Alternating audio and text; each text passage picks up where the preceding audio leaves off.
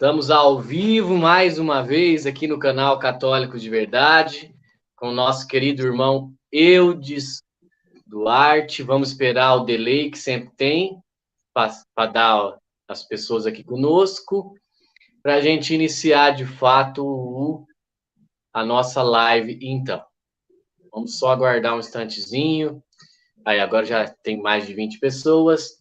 Então, já peço que o pessoal vai compartilhando. Você que está entrando na live agora, compartilhe seus grupos de WhatsApp, clica aqui abaixo do vídeo no YouTube, compartilha para todo mundo, para que mais e mais pessoas estejam conosco aqui. Vamos iniciar, então. Salve Maria Imaculada, viva Cristo Rei.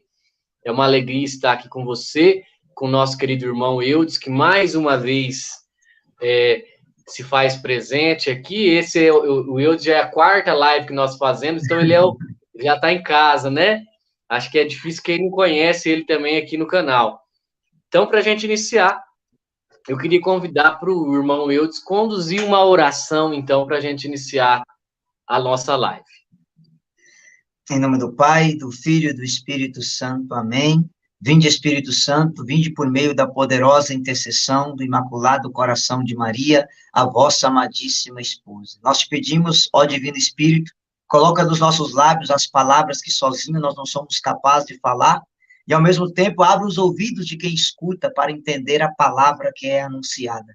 Vós que é o Espírito da verdade, a nossa mente iluminai, o nosso coração enchei de amor, nossa fraqueza encorajai, qual força eterna e protetor, e que cada filho amado que ouvir essa live seja tocado pela poderosa verdade que se encontra em Cristo e na sua igreja una, santa, católica e apostólica. No nome do Pai, do Filho e do Espírito Santo.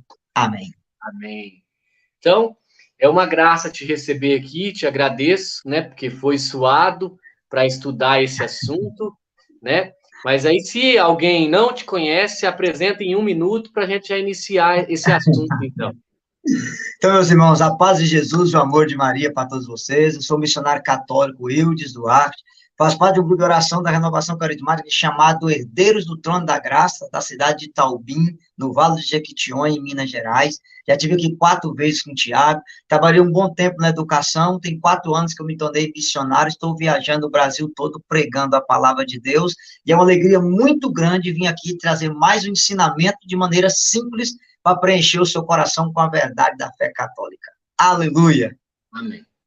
Então, nós temos uma dificuldade muito grande, nós temos uma falha catequética muito grande a respeito dos irmãos protestantes, né? Muitas vezes somos atacados, não sabemos como nos defender.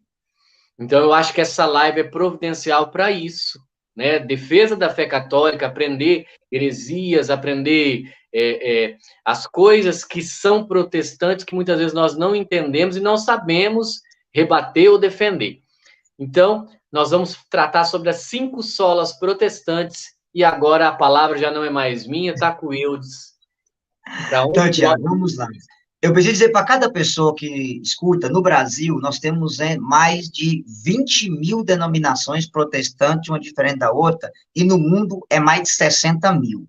Vamos lá, para vocês entenderem melhor, o protestantismo é dividido entre protestantismo histórico, protestantismo pentecostal, protestantismo neopentecostal, pseudos protestantes e neorreformadores. Nós estamos chegando no 6º degrau, que é chamado os protestantes desigrejados. Eu creio em Cristo, mas eu não tenho igreja. Isso. Então, assim, o protestantismo histórico é formado pela galera que vem da reforma, luteranos, calvinistas e aquela turma ali toda de Zwinglio e companhia limitada.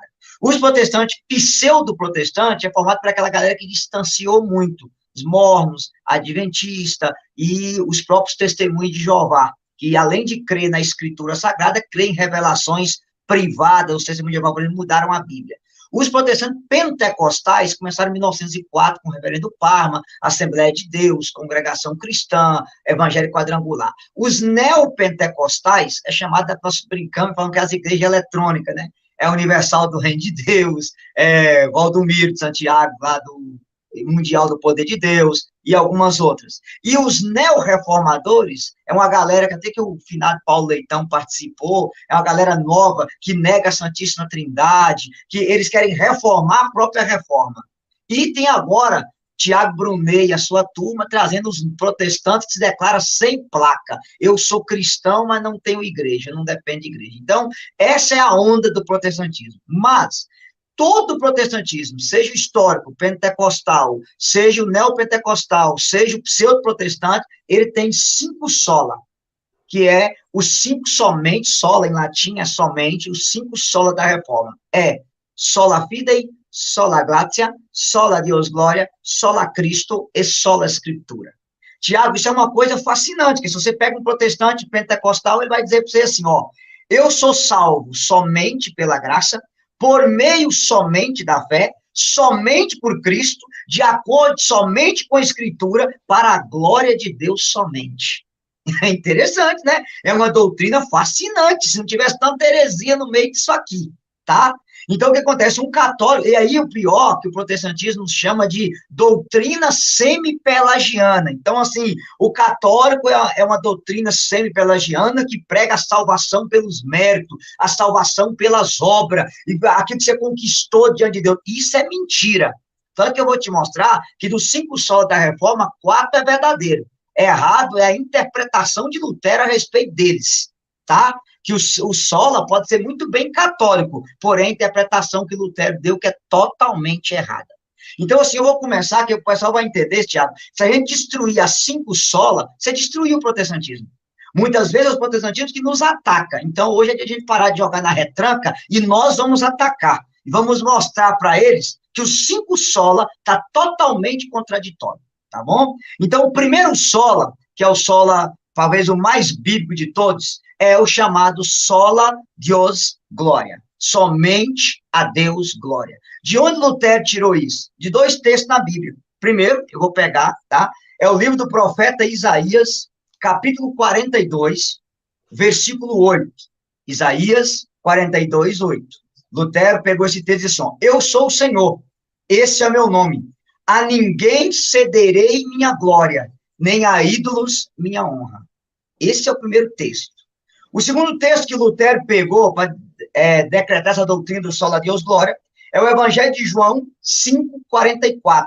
João 5,44, que diz assim, como podeis crer, vós que recebeis a glória uns dos outros, e não buscai a glória que é só de Deus. Daqui veio a famosa expressão sola Deus glória, somente a Deus glória. Primeiro, Tiago, eu vou ter que explicar o seguinte, essa expressão está completamente certa, tá? Nenhuma criatura é digna de glória, somente Deus tem a glória, tá? Mas por que Lutero usou isso? Para combater a intercessão dos anjos, a intercessão dos santos e as autoridades religiosas, no caso o Papa. Mas eu vou explicar. O que é glória? Glória em grego é dorsa, é reconhecer que Deus é grandioso, poderoso, soberano, e que nós, quando glorificamos, não se acrescenta nada a ele, nada, nada. Deus não merece nós glorificar ele, a gente glorifica Deus para nós ser participantes da sua glória. É só você lembrar da missa, quando o padre diz, né, corações ao alto, nosso coração está em Deus, demos graças ao Senhor nosso Deus, é nosso dever e a nossa salvação. Glorificar a Deus é o nosso dever e a nossa salvação. Então, no sentido absoluto, Lutero está plenamente correto e o dogma é católico. No sentido absoluto, só Deus é digno de toda honra, de toda glória, de todo louvor, de toda adoração. Isso é indiscutível. Aonde é que está o erro? A interpretação de Lutero a respeito disso, tá? A Deus a glória por natureza, às criaturas a glória por participação. Para você entender melhor, Jesus é santo por natureza. Eu e você podemos ser santo por graça. Olha a diferença uma coisa da outra. Então, Lutero, ele confundiu o que é a glória no sentido absoluta, o que é a glória no sentido de participação. A glória é a Deus, mas Deus quis que nós fomos participantes da sua glória. Aqui está o maior erro que Lutero cometeu, entendeu? Claro, tudo que nós temos de bom é glória de Deus. tá? Tudo é glória de Deus, mas Deus quis que nós fôssemos participantes da sua glória, ou seja, ele tem a glória por natureza, nós temos a glória por graça, por participação da sua glória. Vou explicar para você melhor. Por exemplo, Jesus é o filho do Pai por natureza. Nós não somos filhos do Pai, nós somos filhos do Filho. Nós somos filhos por participação. Percebe? Romanos capítulo 8, Paulo vai mostrar isso de maneira clara. Nós somos co-herdeiros com Cristo, filhos no Filho. Então, Jesus é filho por natureza. Nós somos adotados, filhos adotivos, ou seja, nós somos filhos por participação, para você entender melhor. Agora, vamos lá explicar assim de maneira simples para as pessoas entenderem, tá? Deus é digno de toda glória, mas ele quis que nós fôssemos participantes da sua glória. E qual é a base bíblica? Já vou pegar aí, você pode ir pegando. O Salmo 83, versículo 12, da Bíblia da Ave Maria. É o salmo mais claro que quebra essa ideia de Lutero, tá? Já no Antigo Testamento. Salmo 83, 12. Diz assim: porque o Senhor Deus é nosso sol e nosso escudo. O Senhor dá graça e a glória. Ele não recusa os seus bens àqueles que caminham na inocência. Percebe? O Senhor dá a graça e a glória. Então, a glória é dele, por natureza. E nós nos tornamos participantes da sua glória. Olha, só isso aqui, qualquer protestante tem que entender. Outro texto claro, Tiago, Eclesiástico 44, versículo 1 e versículo 2. Você vai entender agora. Na Bíblia Maria, para quem usa, que está nos assistindo, Página 926. Façamos elogio aos homens ilustres, que são nossos antepassados por sua linguagem. O Senhor deu-lhes uma glória abundante. Olha, o Senhor deu-lhes uma glória abundante. Então, eu vou resumir assim, Tiago, de uma forma bem simples para as pessoas entenderem, tá? O que é a criatura ser participante da glória de Deus? Vamos embora lá. Na cabeça de Lutero, se você rezasse ladainha, Santo Terço, ladainha do santo, você estava roubando a glória de Deus e dando a glória à criatura. Não, eu estou reconhecendo a glória de Deus na sua criatura. Eu estou glorificando o Criador na criatura. Eu estou exaltando a glória do Criador na sua criatura. Percebe? Não é roubar a glória de Deus, mas é reconhecer a glória do Criador na sua criatura, porque a criatura se tornou participante de sua glória. Olha a profundidade disso, tá? Outra coisa importante, você vai lembrar comigo, além desse texto, por exemplo, você vai recordar, João 8,12, Jesus diz o quê? Eu sou a luz do mundo. Lembra disso? Mateus 5,16, o que Jesus diz? Vós sois a luz do mundo. Há alguma contradição? Não. Jesus é a luz do mundo por natureza. O cristão é a luz por participação da luz que é Cristo. Olha a dignidade disso aí. Ou seja, o cristão reflete a luz de Cristo. A luz não é nossa, a luz é dele. A luz de Cristo brilha em nós, reflete em nós, mas a luz é ele. Ele é a origem, mas a glória é dele. E ele quis que nós fôssemos participantes da sua glória. Entendeu agora? Outro texto que você vai entender direitinho. Por exemplo, Mateus 6, 28, 29. Jesus fala: olhai os lírios do campo, olha como ele se veste. Nem Salomão, em toda a sua glória, se vestiu como um deles. Qual foi a glória de Salomão? O rei mais sábio da Bíblia, o homem mais sábio da história. A sabedoria divina, que era a glória do Altíssimo, foi dada a Salomão por participação no auge da sua glória. Percebe? A criatura Salomão, Deus concedeu a glória a Salomão. Então, veja, essa que é a confusão da cabeça de Lutero. No fundo, ele está certo. No sentido absoluto, só Deus é a glória. Mas no sentido relativo, as criaturas são participantes da sua glória. E aqui, rapaz, tem um texto que é o mais claro de todos. João 17, 22. Se você tiver com a sua palavra aí, talvez seja o texto mais claro que quebra as pernas de Lutero. João 17, 22, a Bíblia, Jesus fala na sua oração sacerdotal: dei-lhes a glória que me deste. Olha, vou repetir para gravar no coração de cada um protestante que eu vi. Dei-lhes a glória que me deste. A glória que o Pai deu ao Filho, o Filho deu à igreja, deu aos apóstolos. Eu dei a vocês a glória que o Pai me deu. Percebe a dignidade disso? Então você pode dizer, por exemplo, Tiago, assim, ó, é minha esposa, você que é casado, é meus filhos, é minha saúde, mas isso é glória de Deus, porque a sua esposa, os seus filhos, a sua saúde, o seu trabalho é para glorificar a Deus. Então você é participante da glória dele, tá?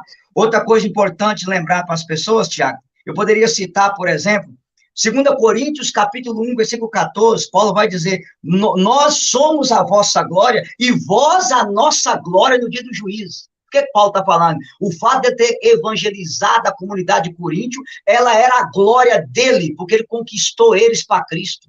Claro, quem conquistou foi Paulo? Não, Paulo foi o instrumento que Cristo usou para ganhar aquela comunidade para o reino dele. Mas Paulo está dizendo, vós sois a minha glória.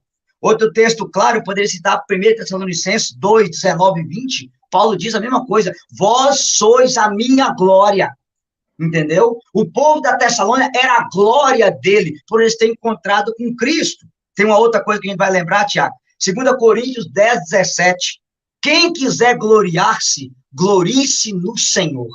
Ah, esse texto é claro. 2 Coríntios 10, 17. Quem quiser se gloriar, glorie-se no Senhor. Aí o que Paulo está dizendo? Existe a vanglória. O que é vanglória? Quando o homem começa a glorificar a si mesmo, acha que o brilho é dele, que as conquistas é esforço humano dele, que é obra da força que tem nele. Aí é pelagianismo mesmo, né? Eu tiro a glória que é de Deus e coloco ela para mim. Aí é vanglória. Mas porque tudo que eu tenho é glória dele, porque eu sou participante da sua glória. Entende? Então, se com a própria Bíblia aqui, nós já destruímos o primeiro sola da Reforma Protestante. Mas eu queria lembrar as pessoas, Tiago, que esse sola de Lutero foi justamente para destruir o culto ao santo, o culto aos anjos, o culto à Virgem Maria e o respeito à autoridade de papas e cardeais. Tá, então vamos embora explicar aqui para os católicos, talvez muita gente precisa conhecer isso, Tiago. O culto do santo na igreja são 3 razões simples que eu vou tentar enxugar para mudar para outro sola. Primeira razão do culto do santo é dar glória a Deus. Por que dar glória a Deus? Dar glória a Deus de quem são os santos, são obra-prima. A pessoa só é santa porque ela foi santificada pela graça divina. Jesus é santo por natureza. Aquela pessoa é santa por graça divina. Então, quando eu estou glorificando um santo, exaltando um santo, eu estou exaltando o Criador na criatura, louvando o Criador na sua criatura, reconhecendo a grandeza do Criador na sua criatura.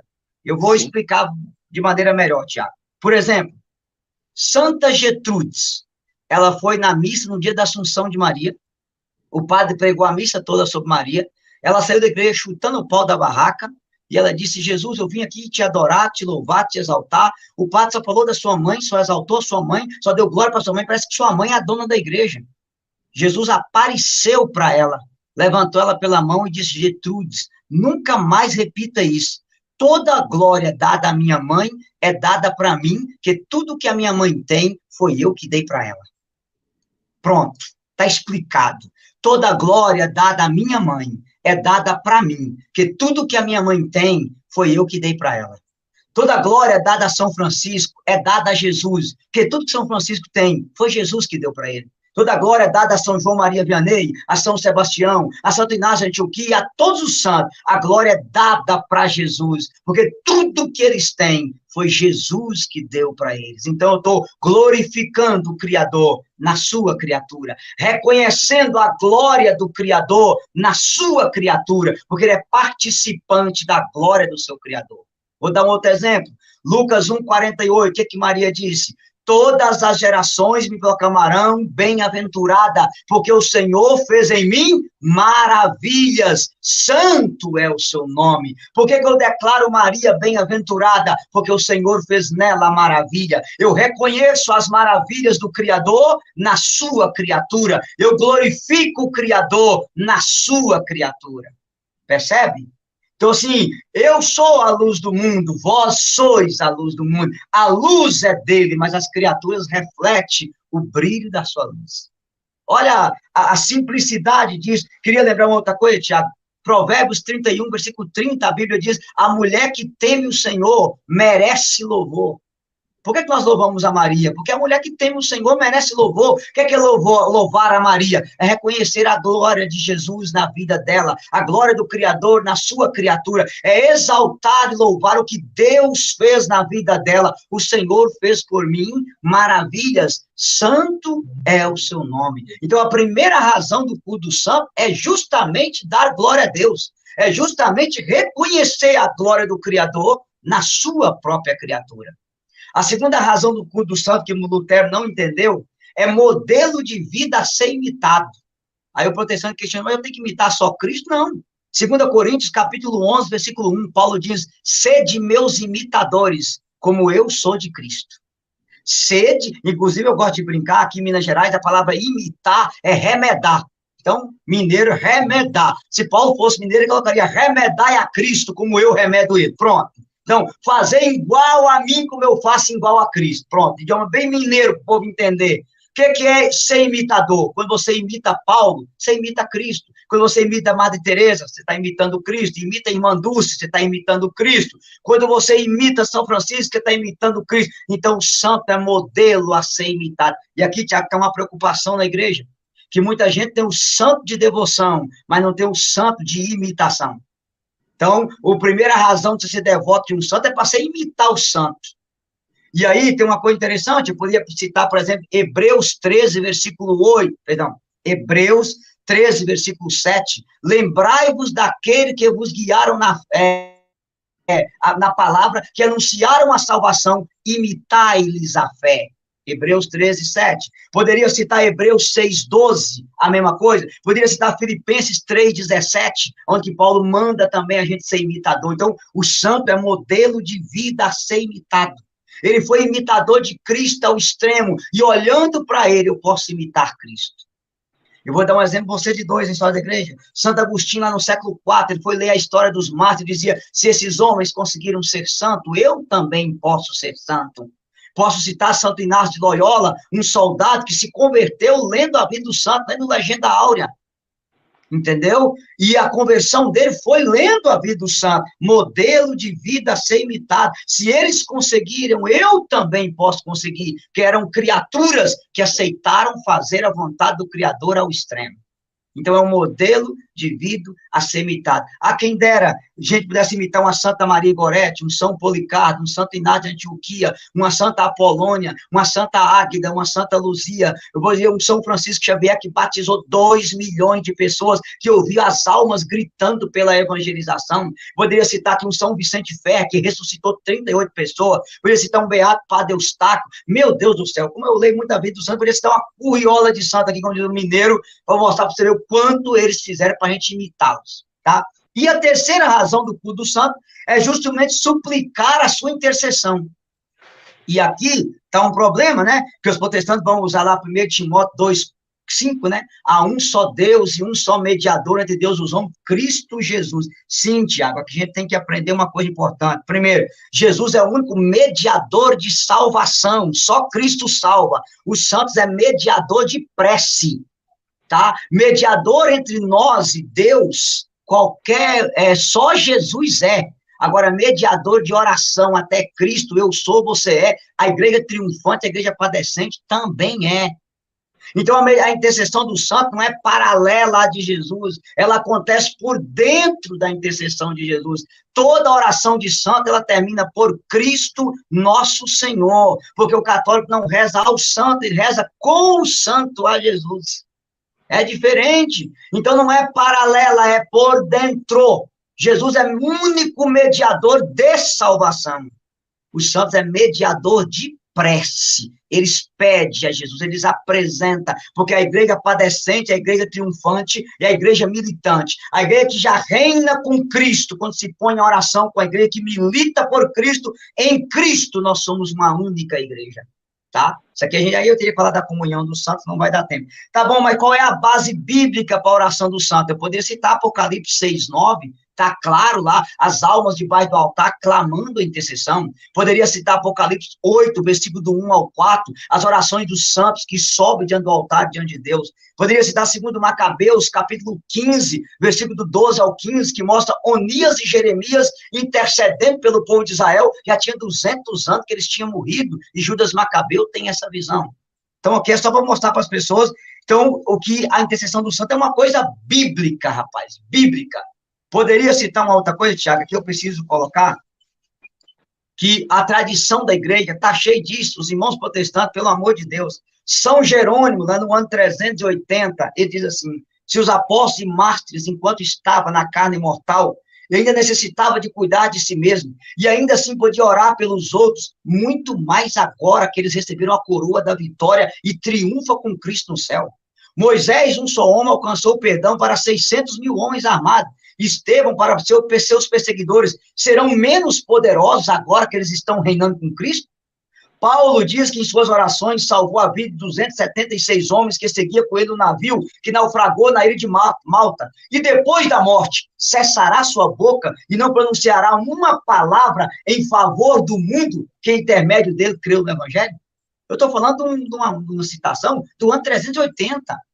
1.300 anos antes de Lutero fazer a reforma. A igreja primitiva vai ler os escritos de Cipriano de Cartago, 248, de Origem, 254, e lá de Poitiers, 310, as catequeses mitagógicas que são Círio de Jerusalém, todas elas citam a intercessão dos santos. Então, queridos irmãos protestantes, toda a igreja primitiva acreditava que a igreja que triunfa com Cristo, que reina com Cristo, pode interceder pela igreja que milita por Cristo.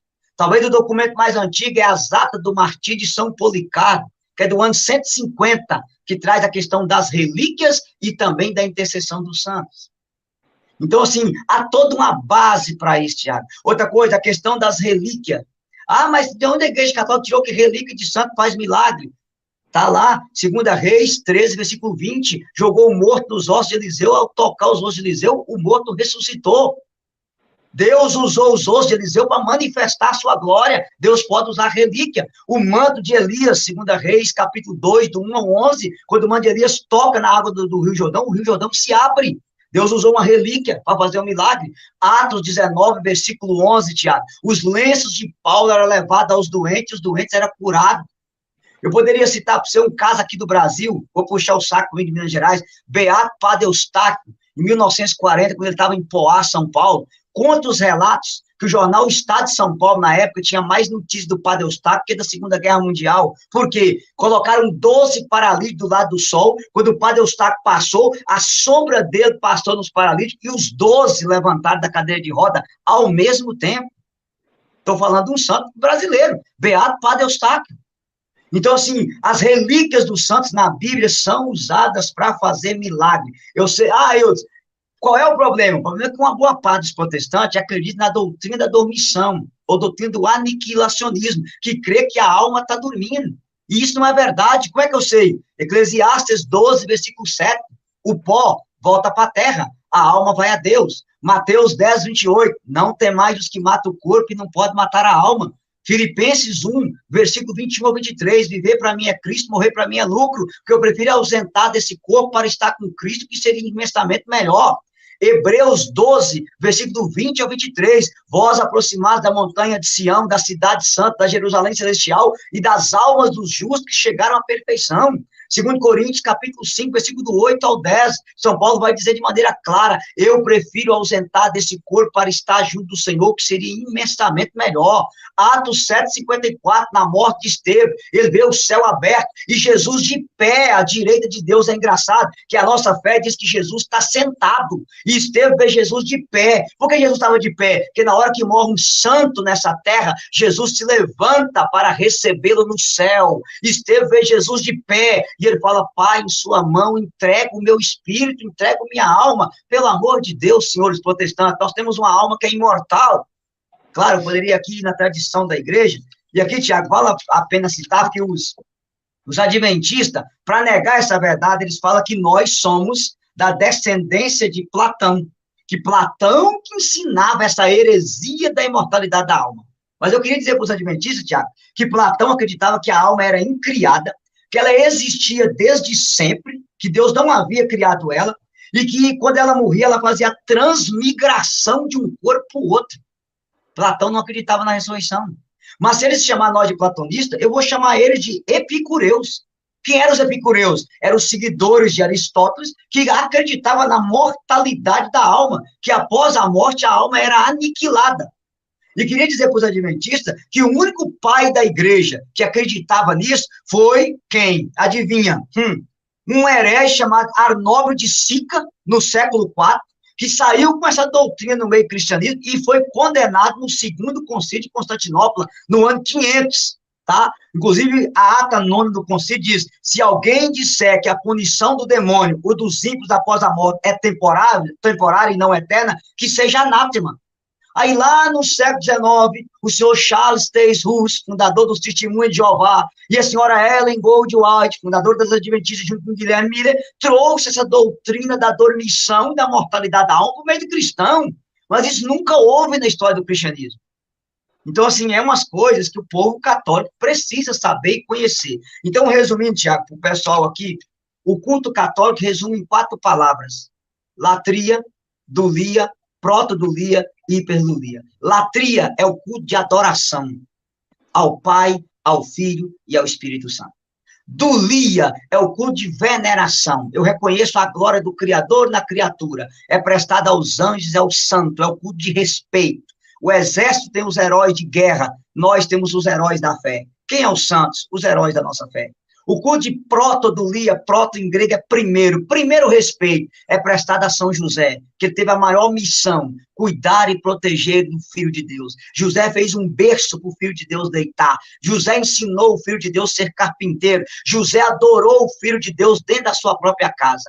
E o quarto culto, hiperdulia, o grande respeito, é prestada à Virgem Maria, aquela que trouxe Deus para nos salvar, aquela que Deus morou no seio dela, João 1,14, o verbo se fez carne e habitou entre nós. Então, o culto do santo não rouba a glória de Deus, pelo contrário, eu estou glorificando o Criador na sua criatura.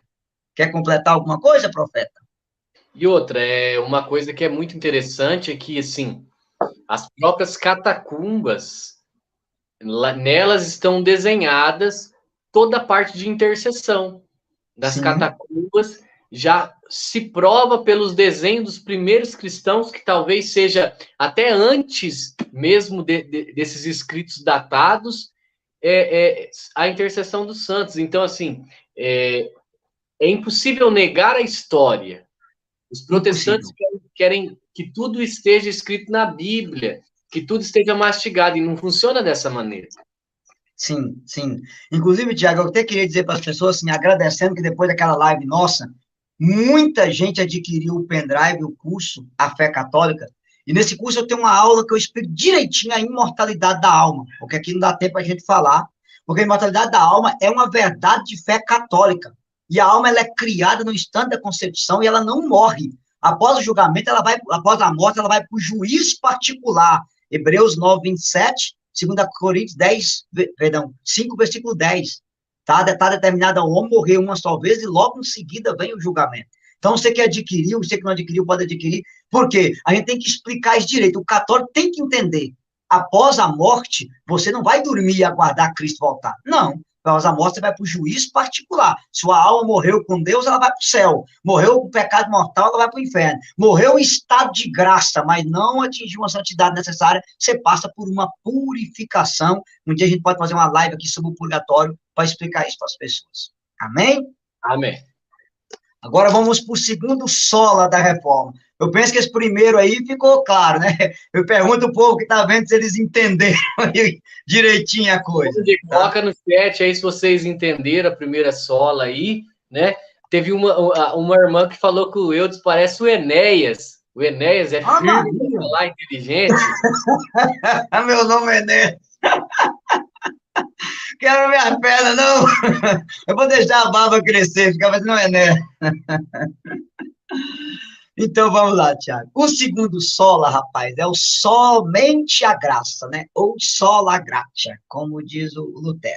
Aqui, Tiago, para eu explicar esse somente a graça, que Lutero dizia, né? O catolicismo crê que o homem é salvo pelas obras, salvo pelos méritos, mas para nós protestantes, nós somos salvos exclusivamente pela graça. E aí ele vai citar, que eu vou até pegar para as pessoas aqui, a carta de São Paulo aos Efésios, capítulo 2, quem está anotando aí dizer para as pessoas que a live fica salva, depois vocês podem pegar esses textos tudo e conferir, né? Efésios, capítulo 2, versículo do 8, né? Diz assim: porque é gratuitamente que foste salvo mediante a fé. Isso não provém de vossos méritos, mas é puro dom de Deus. Não provém das obras para que ninguém se glorie. Tiago, é um dogma exclusivamente católico. Errado é a interpretação de Lutero. E aqui eu vou te dizer, para que existe esse sola? Para acabar com a doutrina do mérito. Percebe que cada um dos sola é para negar uma verdade católica, tá? Eu vou explicar depois para o povo o que é a doutrina do mérito, tá? Mas vamos lá aqui, vou tentar desenvolver esse sola, Tiago, com uma explicação bem simples para as pessoas entenderem. Nós temos dois heréis de história da igreja, Pelágio, lá no século IV, e Lutero. E os dois foi para os extremos, eu vou explicar ao povo. Para Pelágio não havia pecado original. Adão e Eva deu apenas um mau exemplo. Então, na cabeça de Pelágio, o homem pode ser salvo sem a graça, pode ser bom sem a graça, e pode praticar as boas obras sem a graça. Essa é a ideia de Pelágio. Lutero foi para o outro extremo. Para Lutero, o pecado original destruiu a natureza humana. E por ter destruído a natureza humana, na cabeça de Lutero, a graça de Deus, ela te envolve como um manto. Deus deixa você como você é, e ele coloca em você uma justiça imputada. O que é injustiça imputada? Você continua o mesmo. Ah, minha Nossa Senhora, tá? E Deus, na sua justiça, imputa você, te cobrindo com a graça. Olha que papel de anta. Ainda bem que Lutero está no colo do cão há muitos anos. Veja bem, olha a loucura. A graça de Deus, perdão, Tiago, a justiça de Deus, ela não é imputada. A justiça de Deus, ela é infusa. Deus infunde a sua justiça em nós, mediante a sua graça, e ela nos transforma. Aqui está a razão que o protestantismo nega a santidade. Porque se Deus cobre o seu pecado com o manto da graça, e ele imputa a justiça em você, e você não muda, aí vem aquela frase de Lutero: creia, creia, creia, e peque, peque, peque. Quer dizer, eu posso continuar no pecado tranquilamente, desde que eu tenha a graça. Não precisava nem de igreja, não precisava de nada. Nada, nada. E o pior é que a partir disso aí, vai gerar lá na frente do João Calvino a doutrina da predestinação. Que o homem já nasce predestinado aí para o céu, predestinado aí para o inferno. Percebe? Uma heresia chama a outra, um abismo atrai outro abismo ao fulgor de suas cascatas. Já dizia lá o Salmo 41. Então, olha a gravidade disso. Então, ou seja, a justificação que Lutero prega somente pela graça seria uma justificação intrínseca, entendeu? Intrínseca, perdão, que independe da minha conversão. Olha a gravidade disso, cara. Então, veja bem, no sentido absoluto, o homem é salvo somente pela graça? Sim. Cristo nos salvou não por nossos méritos. Ele desceu do céu, o verbo se fez carne, veio a esse mundo, ele pagou o que nós não podíamos pagar, ele assumiu o que nós não poderíamos assumir, ele fez o que nós não podíamos fazer exclusivamente por sua graça. Isso aqui é uma obra de verdade. Mas essa graça, que essa justiça que é imputada em nós, ela não é imputada para cobrir a gente, não. Ela é infusa para nos transformar. Então, o homem, salvo pela graça, tem que praticar as obras da graça e viver na graça. Percebe a confusão de Lutero? Então, a interpretação aqui está certinha, ela é católica, mas o que ele entendeu a partir disso está completamente herético. Então, no fundo, eu vou pegar aqui para o pessoal, o que o Catecismo da Igreja Católica faz? Ó, parágrafo 1996, seguinte.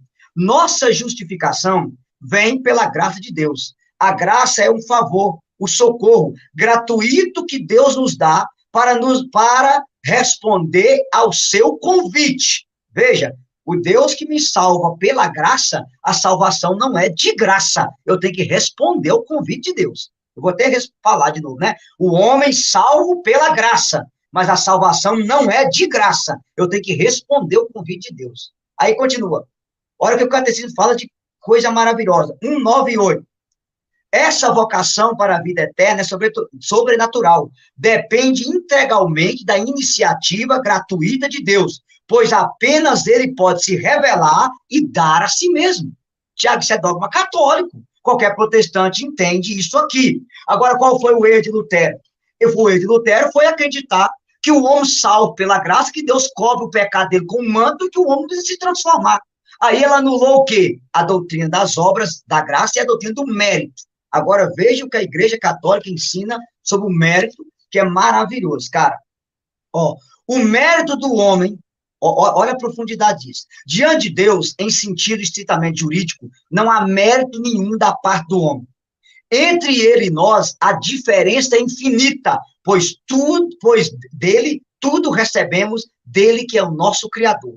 O mérito do homem diante de Deus na vida cristã provém do fato de que Deus livremente determinou associar o homem à sua obra da graça.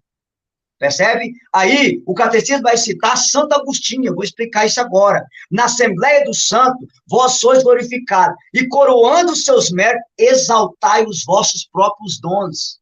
Ou seja, o mérito que o homem tem em nós não é nosso, é Deus fazendo através de nós. Percebe? É a graça agindo através de nós. Aí, cara, que foi o erro de Lutero. Entendeu? Então, assim, o homem salvo pela graça tem que praticar as obras da graça e viver na graça. Aí eu vou falar uma coisinha um pouquinho chato, Tiago, mas a gente tem que dar essa explicação. A doutrina do mérito, meu irmão, ela é bíblica. Como que eu sei disso? Você vai pegar o Evangelho de Mateus 6, por exemplo, do 2 ao 6. O que Jesus diz? Quando fores orar, entra para o teu quarto, fecha a tua porta, que o teu pai que te vê no oculto te dará a recompensa. Se dá recompensa, é mérito. Quando deres esmola, que a tua mão direita não saiba o que faça a esquerda, que seja uma esmola oculta, e o teu pai que vê no oculto te dará o quê? A recompensa. É mérito. Jesus fala, quando você for fazer jejum, não faça como os fariseus que vão para a praça pública, não. Entra, lava bem o seu rosto, cobre a sua cabeça, porque o pai que vê no oculto te recompensará. Que recompensa? Mérito, Tiago. Então, o homem salvo pela graça pratica as obras da própria graça. E aí ele passa a ter o quê? Mérito, mas o mérito não é dele, é Deus que age através dele. Santo Agostinho já dizia, né? É obra da graça o homem acolher a própria graça. Olha a profundidade disso, cara. Então, o que acontece? Aqui eu vou dar uma explicação bem simples. Na cabeça de Lutero, aí ele citava vários textos de Efésios, Romanos 3, 24, Gálatas 2, 16, 2 Timóteo 1, versículo 9. Então, para ele, a graça de Deus cobre. Então, você é salvo somente por ela. Você não precisa fazer nada. Não. Nós somos salvos exclusivamente pela graça. Mas salvos pela graça, eu...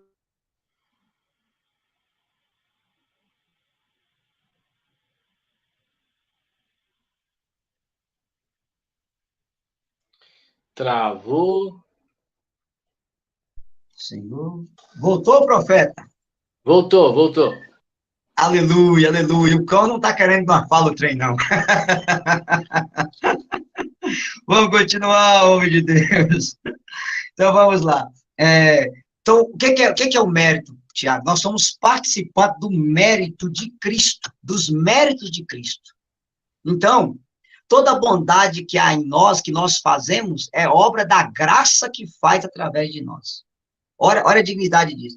E outra coisa importante, Tiago, Lutero, ele confundia obras da lei com obras da graça, tá? Obras das leis era a lei de Moisés, era não comer carne de porco, era a questão do sábado, era a questão dos dias, das hortelãs, isso aí não justifica ninguém.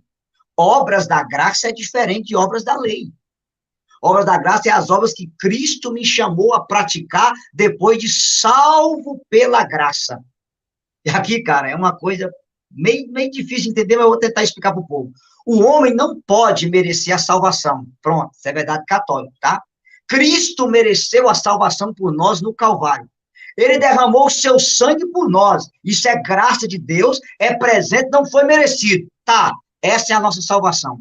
Mas esse Cristo que nos salvou pela graça, nos convida a praticar as obras que ele ensinou. Amai-vos uns aos outros, como eu vos tenho amado. Percebe? O homem salvo pela graça é convidado a viver com Cristo e fazer as obras que Cristo nos deu para fazer. E aqui, Tiago, é uma coisa bem séria. Eu queria que você lesse de novo na sua Bíblia aí, Efésios 2, versículo 8, versículo 9, mas você der ênfase no versículo 10 depois para mim. No versículo 10, quando você terminar de ler aí. Efésios 2. Versículo 8, 9, e depois você vai ler o versículo 10. Você quer que eu leio? Sim, leia na sua Bíblia aí. Porque é gratuitamente que fostes salvos mediante a fé. Isto não provém de nossos méritos, mas é puro dom de Deus. Não provém das obras, para que ninguém se glorie.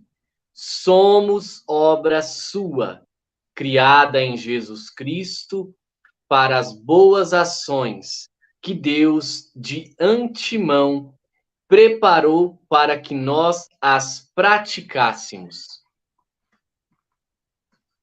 Percebeu? O homem salvo pela graça é convidado a praticar as obras que de antemão Deus a predestinou para que nós praticássemos. Então, no sentido absoluto, Lutero está certo. Nós não merecemos a salvação, Cristo mereceu por nós, mas uma vez salvos pela graça, o homem é convidado a agir na graça, a praticar as obras da graça. Percebe a diferença? Então, ou seja, no fundo a doutrina, travou novamente? No fundo a doutrina da sola gratia, a doutrina da sola gratia é uma doutrina católica. O negócio é a interpretação errada que Lutero deu dessa doutrina, que manchou, que ele quer destruir a doutrina do mérito, tá? E a doutrina do mérito é bíblica. Mateus capítulo 6, eu citei claramente aí Jesus dizendo que vai dar a recompensa. Se é recompensa, é mérito. Ou seja, o homem salvo pela graça é chamado com Cristo, pela graça de Cristo, praticar as obras dessa graça. Então, eu penso que isso aqui ficou claro, essa explicação da sola gratia protestante, tá bom? Vamos direto para o sola. Claro, Tiago, eu estou fazendo isso aqui, eu estou resumindo, porque cada sola desse aqui dava uma live, né? Texto por texto, explicação por explicação. Deixa eu só dar um adendo aqui, ó. Gente, a live, ela vai ficar disponível no meu canal. Provavelmente depois o Eudes deve colocar no canal dele também, tá? Então, às vezes eu não estou conseguindo anotar todos os textos bíblicos aí, que o Eudes citou, tudo.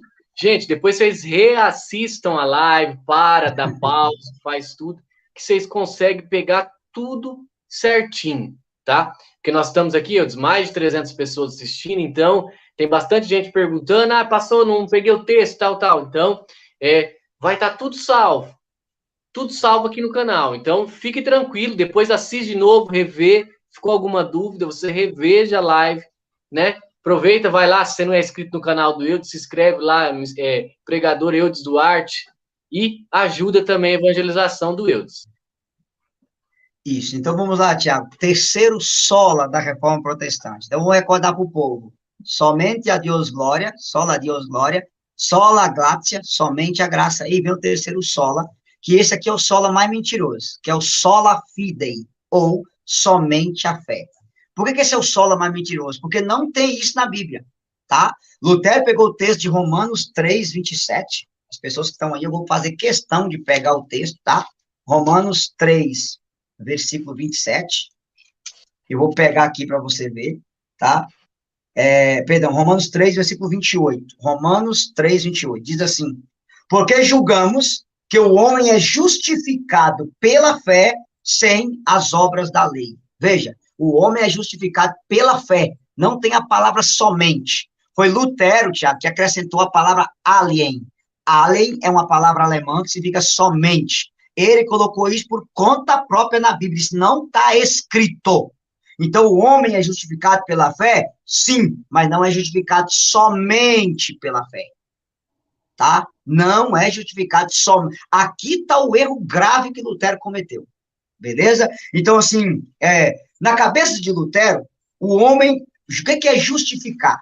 Deus cancela os nossos pecados. Maravilha, é dogma católico. Nos purifica com seu sangue, aleluia. O homem é incapaz de ser justo diante de Deus, com certeza. É uma iniciativa de Deus nos justificar? Sim, só que é um detalhe. O homem, depois de ser justificado, ele é chamado a viver o que Deus pede a ele, que é as obras da justificação.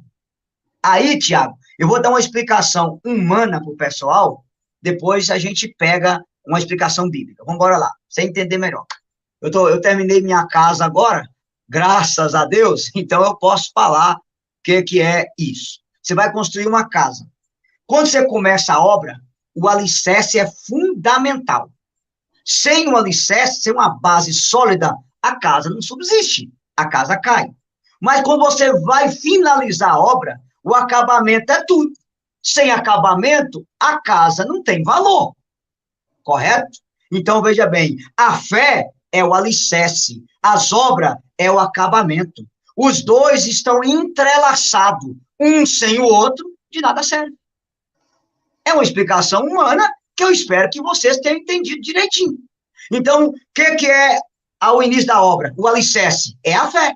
Você vai construir uma casa sem alicerce, ela vai cair. Não vai ter jeito.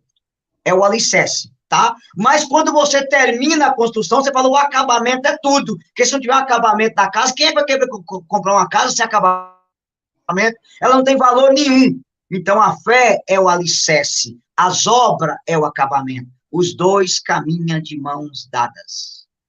Então, o homem justificado pela fé, não é somente pela fé, como Lutero quis, ele é chamado a praticar essas obras da fé, que eu vou explicar para vocês já já que obras são essas.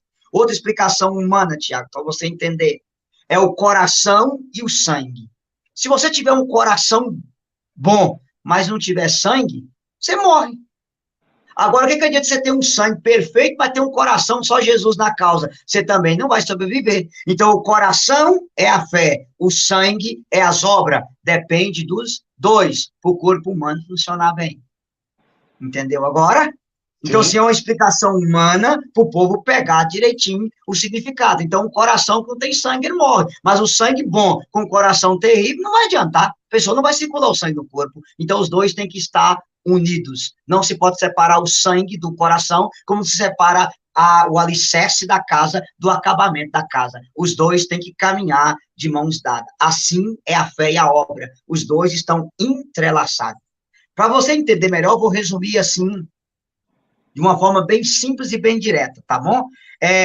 Não se separa, Tiago, o crer do fazer. Paulo ensina a doutrina correta. Tiago, a fé sem obra é morta, ensina a prática correta, tá? Crer, até Satanás crê, mas ele não obedece. Então, eu preciso crer em Cristo, mas eu preciso obedecer a Cristo, praticar o que Cristo mandou. É a fé, é o fazer e, ao mesmo tempo, o ser. O ser é a fé, o fazer é as obras. Você não pode separar uma coisa da outra. Vou recordar uma outra coisa importante, Tiago. O jovem rico chegou para Jesus e falou assim, bom mestre, que devo fazer para herdar a vida eterna? Jesus falou para ele, crê em mim, será salvo? Não, Jesus diz, guarda os mandamentos. Percebe? Se você for salvo exclusivamente pela fé, Jesus diria ao jovem rico, crê em mim, você será salvo. Não, guarda os mandamentos. Você não se separa o ser do fazer. O ser é a fé, o crer do fazer, não é o ser, né? O crer do fazer. Não se separa o crer do fazer. Outra coisa importante, Tiago, eu mandei você ler isso aí, de Efésios 2:8, mas tem algumas coisas interessantes. Fé caminha de mãos dadas com caridade, com fidelidade. Quem tem fé é fiel. E aí nós vamos pegar agora na Bíblia, Carta de São Paulo aos Gálatas, capítulo 5. Olha o que São Paulo vai dizer lá em Gálatas, capítulo 5. Gálatas, capítulo 5, fazendo favor.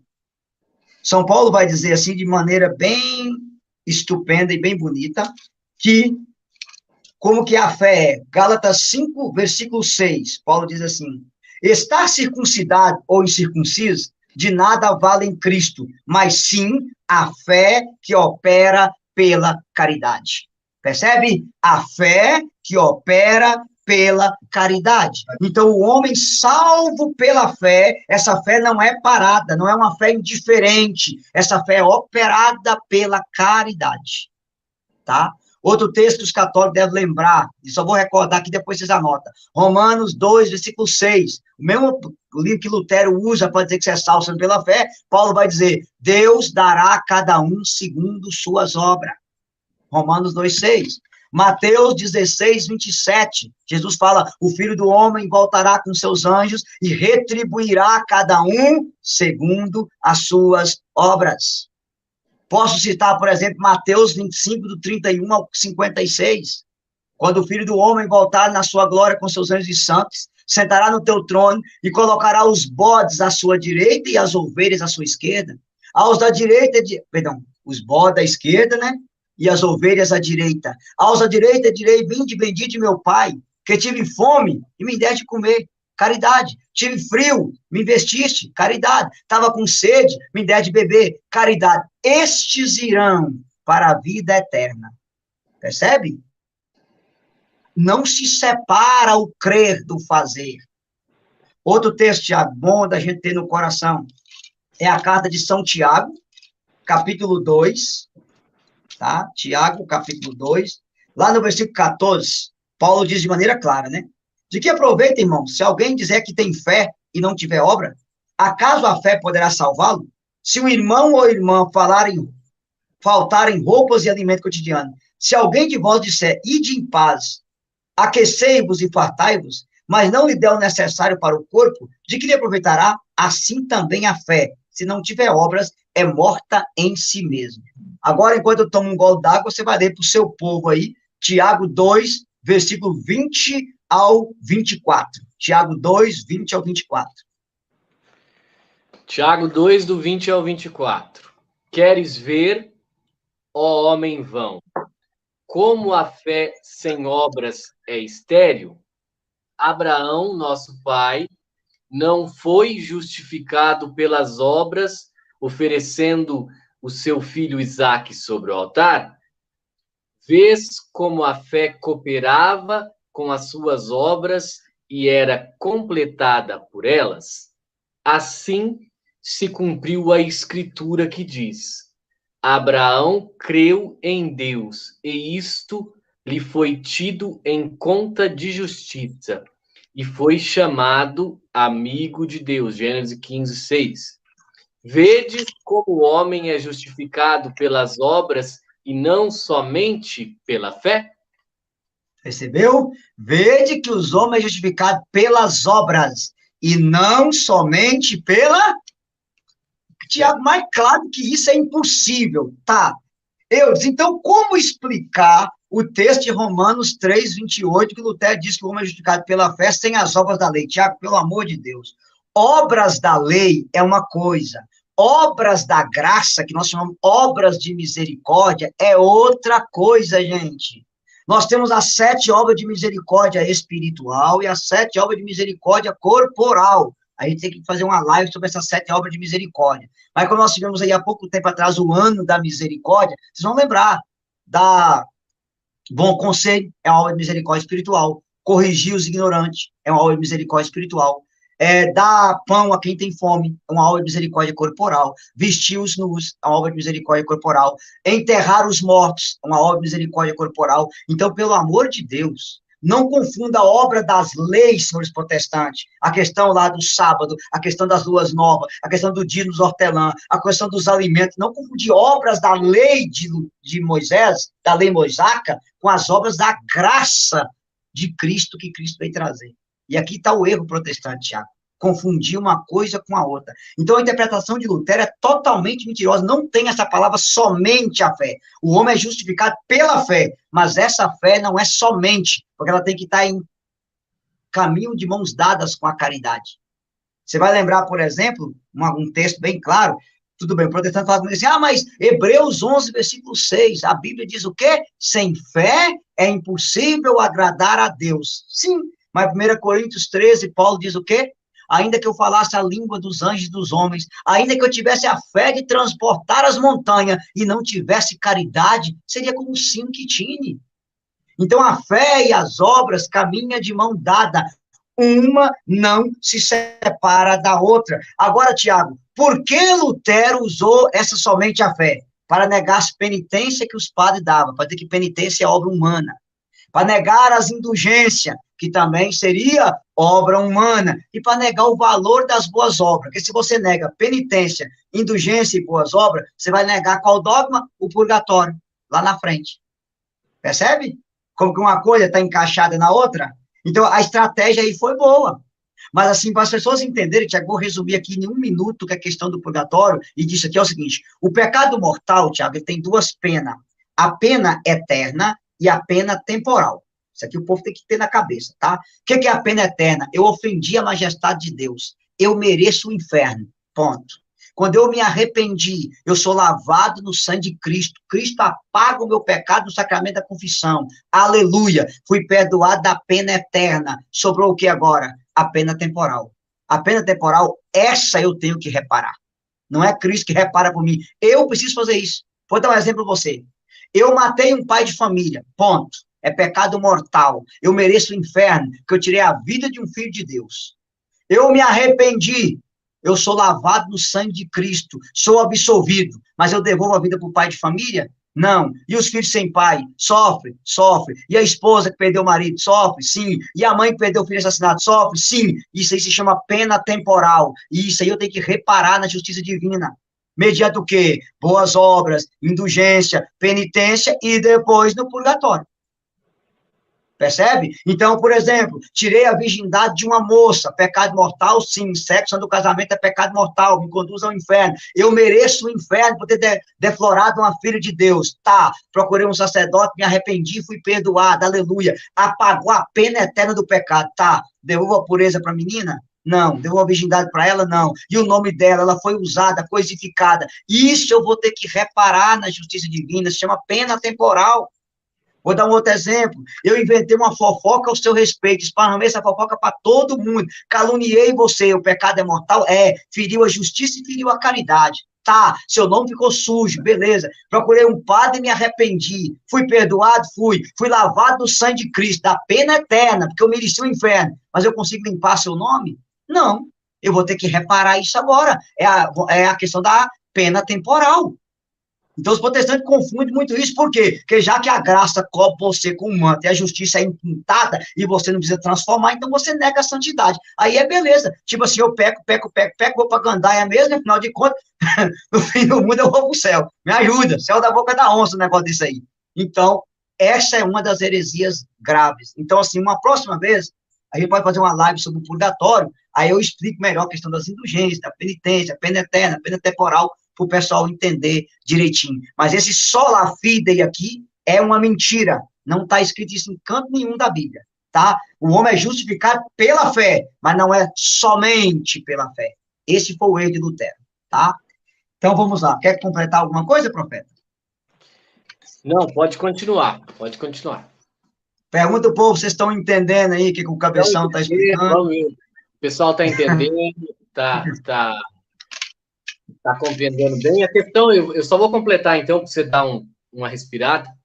É assim, vou tentar explicar de uma maneira que o pessoal vai entender.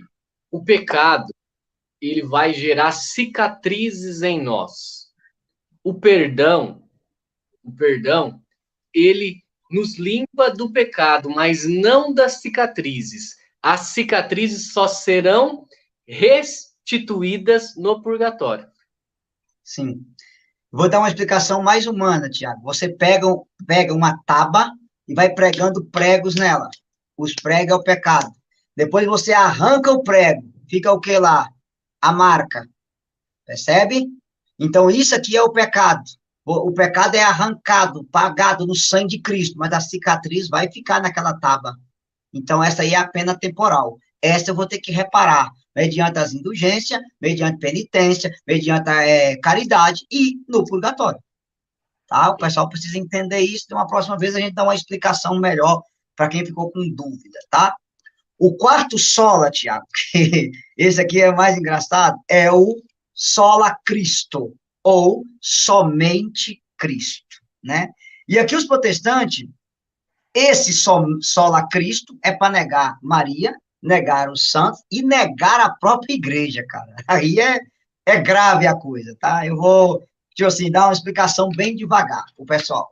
Qual é a base protestante para dizer que somente Cristo, sola Cristo? Atos, capítulo 4, versículo 12. Em nenhum outro há salvação, porque debaixo do céu não existe nenhum nome que fora dado aos homens pelo qual sejamos ser salvos, a não ser o nome de Jesus. Ponto. Número 2, João 14, versículo 6, diz o quê? Eu sou o caminho, a verdade e a vida. Ninguém vem ao Pai, senão por mim. Depois eles também vão usar o texto de Timóteo, que há um só mediador entre Deus e os homens, Cristo Jesus, homem que se entregou por resgate de todos.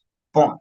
Maravilha, maravilha. Protestantismo nesse ponto está certo, Tiago? Está certíssimo. E isso aqui é dogma católico. Inclusive, eu convido quem é católico a ler o documento Dominus Iesus, escrito pelo Papa Bento XVI, na época de João Paulo II era só cardeal, né?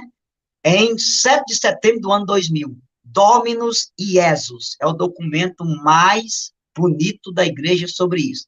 O que o Papa Bento XVI diz nesse documento Dominus Iesus? Cristo é o único Salvador. E ninguém chega, porque naquela época, era o ano 2000, tinha uma heresia na igreja que dizia que, inclusive, quase qual é o nome do padre, que era muito adepto dela, que Jesus era apenas uma possibilidade de salvação. Cara, pelo amor de Deus, é só a misericórdia de Jesus. Então, tipo assim, era comparar Jesus a Buda, comparar Jesus a Maomé, comparar Jesus a Confúcio, comparar Jesus a Tupã, entendeu? Então, como se Jesus fosse apenas uma possibilidade. Não, Jesus é a única possibilidade. Por quê? Toda religião quer levar o homem até Deus. Jesus é Deus que veio até o homem. A religião verdadeira não é da terra para o céu, é do céu para a terra. João 3,16, Deus amou o mundo de tal maneira que enviou seu Filho único para que todo aquele que nele crê não pereça, mas tenha a vida eterna. João 1,14, o verbo se fez carne e habitou entre nós. Como diz a Santa Teresa Benedita da Cruz, Jesus Cristo não é o homem que quis ser Deus, Jesus Cristo é o Deus que quis ser homem. Essa é a diferença fundamental. Então, nesse ponto, Tiago, os protestantes estão certíssimos, e isso é dogma católico. Jesus é o único salvador, só ele salva, só ele tem poder de salvação, e ele desceu do céu para realizar a obra da sua salvação. Só que aí, Tiago, tem um problema sério. Mais uma vez, é a interpretação de Lutero a respeito disso aqui que está errada, tá? No sentido absoluto, Cristo é o único salvador? Sim. O único mediador? Sim, sem nenhuma dúvida, só que um detalhe. E como que nós sabemos disso, Tiago? Primeiro, a Igreja Católica nunca pregou outra salvação fora de Cristo. Pelo contrário, ela sempre ensinou que só ele é o caminho de salvação. Número 2, a Igreja Católica diz de maneira clara que Cristo assumiu a carne para se tornar o nosso mediador, quando ele veio à Terra por meio de Maria. Ou seja, ele é o mediador em que sentido? Tudo da divindade está na pessoa divina de Jesus, e tudo do homem está na sua humanidade. Jesus tem a plenitude da divindade e a plenitude da humanidade. Ou seja, Deus desceu para que o homem subisse. Ele veio até a terra para que o homem fosse até o céu. Ele assumiu a natureza humana para que nós fôssemos participantes da natureza divina. Ele morreu como homem e nos salvou como Deus. Isso é verdade de fé para católico e protestante. Agora, aonde está o erro de Lutero? Você vai lembrar aquilo que São Gregório Nazianzen dizia, né? Aquilo que não foi assumido, não foi redimido. Então, Cristo, que é a cabeça, ele assumiu a natureza humana, ele teve uma alma humana, ele teve uma sexualidade humana, que tudo que ele assumiu foi redimido. Esse é o sentido. E ele é o único redentor. Só que aí, Tiago, tem um problema. Ele, como cabeça, meu irmão, quis ter um corpo. E aí que está o problema. Colossenses 1,24. Cristo é a cabeça e a igreja é o seu corpo. Não há corpo sem cabeça e não há cabeça sem corpo. Esse Cristo, que é o único Salvador, Santo Agostinho dizia de maneira linda, o Deus que criou sem ti não poderá salvar sem ti. Esse Deus que veio nos salvar, e é o único salvador, ele quis a participação do homem, ele quis o sim de Maria para nos salvar, por exemplo. E aí, Tiago, há um problema muito sério. Eu vou explicar para você. Se Cristo é a cabeça e a igreja é o corpo, você vai entender uma coisa interessantíssima. Primeiro, na nossa cabeça está a inteligência. O intelecto age por meio do corpo. A inteligência diz, quero que os meus braços se movam. E os seus braços, as suas mãos vão mover. A decisão é da cabeça, mas as mãos traduzem o que a cabeça quis. Correto? A sua cabeça quer caminhar. A decisão é da cabeça, mas ela caminha com os seus pés. Aí você já começou a entender. A salvação vem de Cristo cabeça, mas é exercida através do seu corpo, que é a igreja. Percebe? Aqui está o erro protestante. Eu quero Cristo, mas não quero a igreja. Eu dou um sim a Cristo e dou um não à igreja. É como se você cortasse a cabeça do corpo. Você separasse a cabeça do corpo. Você não consegue fazer isso. Tiago, como que eu sei disso? Eu quero pedir você, por favor, abra a Bíblia aí em Efésios, capítulo 3. Eu vou pedir você para ler, que aí eu consigo tomar uma água aqui. Efésios, capítulo 3, tá? Versículo. Você vai ler aí para mim, do 8 ao 10. Efésios 3, do 8 ao 10. A mim, o mais insignificante dentre todos os santos, coube-me a graça de anunciar entre os pagãos a inexplorável riqueza de Cristo, e a todos manifestar o desígnio salvador de Deus, mistério oculto desde a eternidade em Deus, que tudo criou. Assim, de hora em diante, as dominações e potestades celestes podem conhecer pela Igreja a infinita diversidade da sabedoria divina. Conhecer pela igreja. Percebe? Conhecer pela igreja. Aqui, Tiago, tem uma coisa. Cristo é a causa eficiente da salvação. Sim, ele é a cabeça, mas ele salva através do corpo, que é a igreja. Resumindo, a igreja é o braço do Cristo estendido na história da humanidade. A igreja é a continuação da obra do Cristo na história da humanidade. João 20, versículo 20, como o Pai me enviou, assim também eu vos envio. O Pai enviou o Filho para batizar no Espírito Santo. O Filho envia a igreja para batizar no Espírito Santo. O Pai enviou o Filho para tirar o pecado do mundo. O Cristo envia a igreja para continuar a obra de arrancar o pecado do mundo. A quem se perdoar os pecados, serão perdoados. O Pai manda o Filho expulsar os demônios. Cristo dá o poder à igreja para expulsar os demônios. O Pai manda o Filho pregar a boa nova. O Filho manda a igreja pregar a boa nova. Percebe? Lucas 10, 16. Quem vos ouve, a mim ouve. Quem vos rejeita, a mim rejeita. Aí está o problema. Então a igreja salva nós através do quê? Do sacramento. Pelo batismo, você é inserido no corpo de Cristo, é inserido na paixão, morte e ressurreição de Cristo. Morre o homem velho, nasce o homem novo. Pelo crisma, você é ungido soldado de Cristo. Pelo sacramento da Eucaristia, você é alimentado pelo próprio Cristo. Pelo sacramento da confissão, você é perdoado pelo próprio Cristo. Pelo casamento, você une marido e mulher no próprio Cristo. Pela unção dos enfermos, você é curado por Cristo. Pela ordem, você é ordenado para celebrar os mistérios do Cristo. Percebe a profundidade disso? Claro, Tiago, aqui, para entender essa negação dos protestantes sobre o sacramento, tem que voltar lá no século II para explicar o gnosticismo e o docetismo, que era a negação da ação de Deus na matéria. No fundo, Lutero é um pouco agnóstico. Ele negava a ação de Deus na matéria. Tá uma das razões que ele negava tanto o sacramento. Aí a gente tem que dar uma aula lá atrás sobre gnosticismo, sobre docetismo, que vai parar no catarismo do século XII, dos albigenses, até chegar em John Huss, para sair Lutero, para chegar em nós. Então tem que dar uma aula sobre a história da igreja, completo, para chegar nisso aí. Ia demorar muito. É só para o pessoal entender isso. Então, Cristo salva pela igreja. A igreja é o sacramento universal da salvação. E essa salvação continua agindo através dos sacramentos que a igreja oferece. Paulo vai dizer em Romanos 6, quando você é batizado, você é sepultado na morte de Cristo e ressuscitado com Cristo.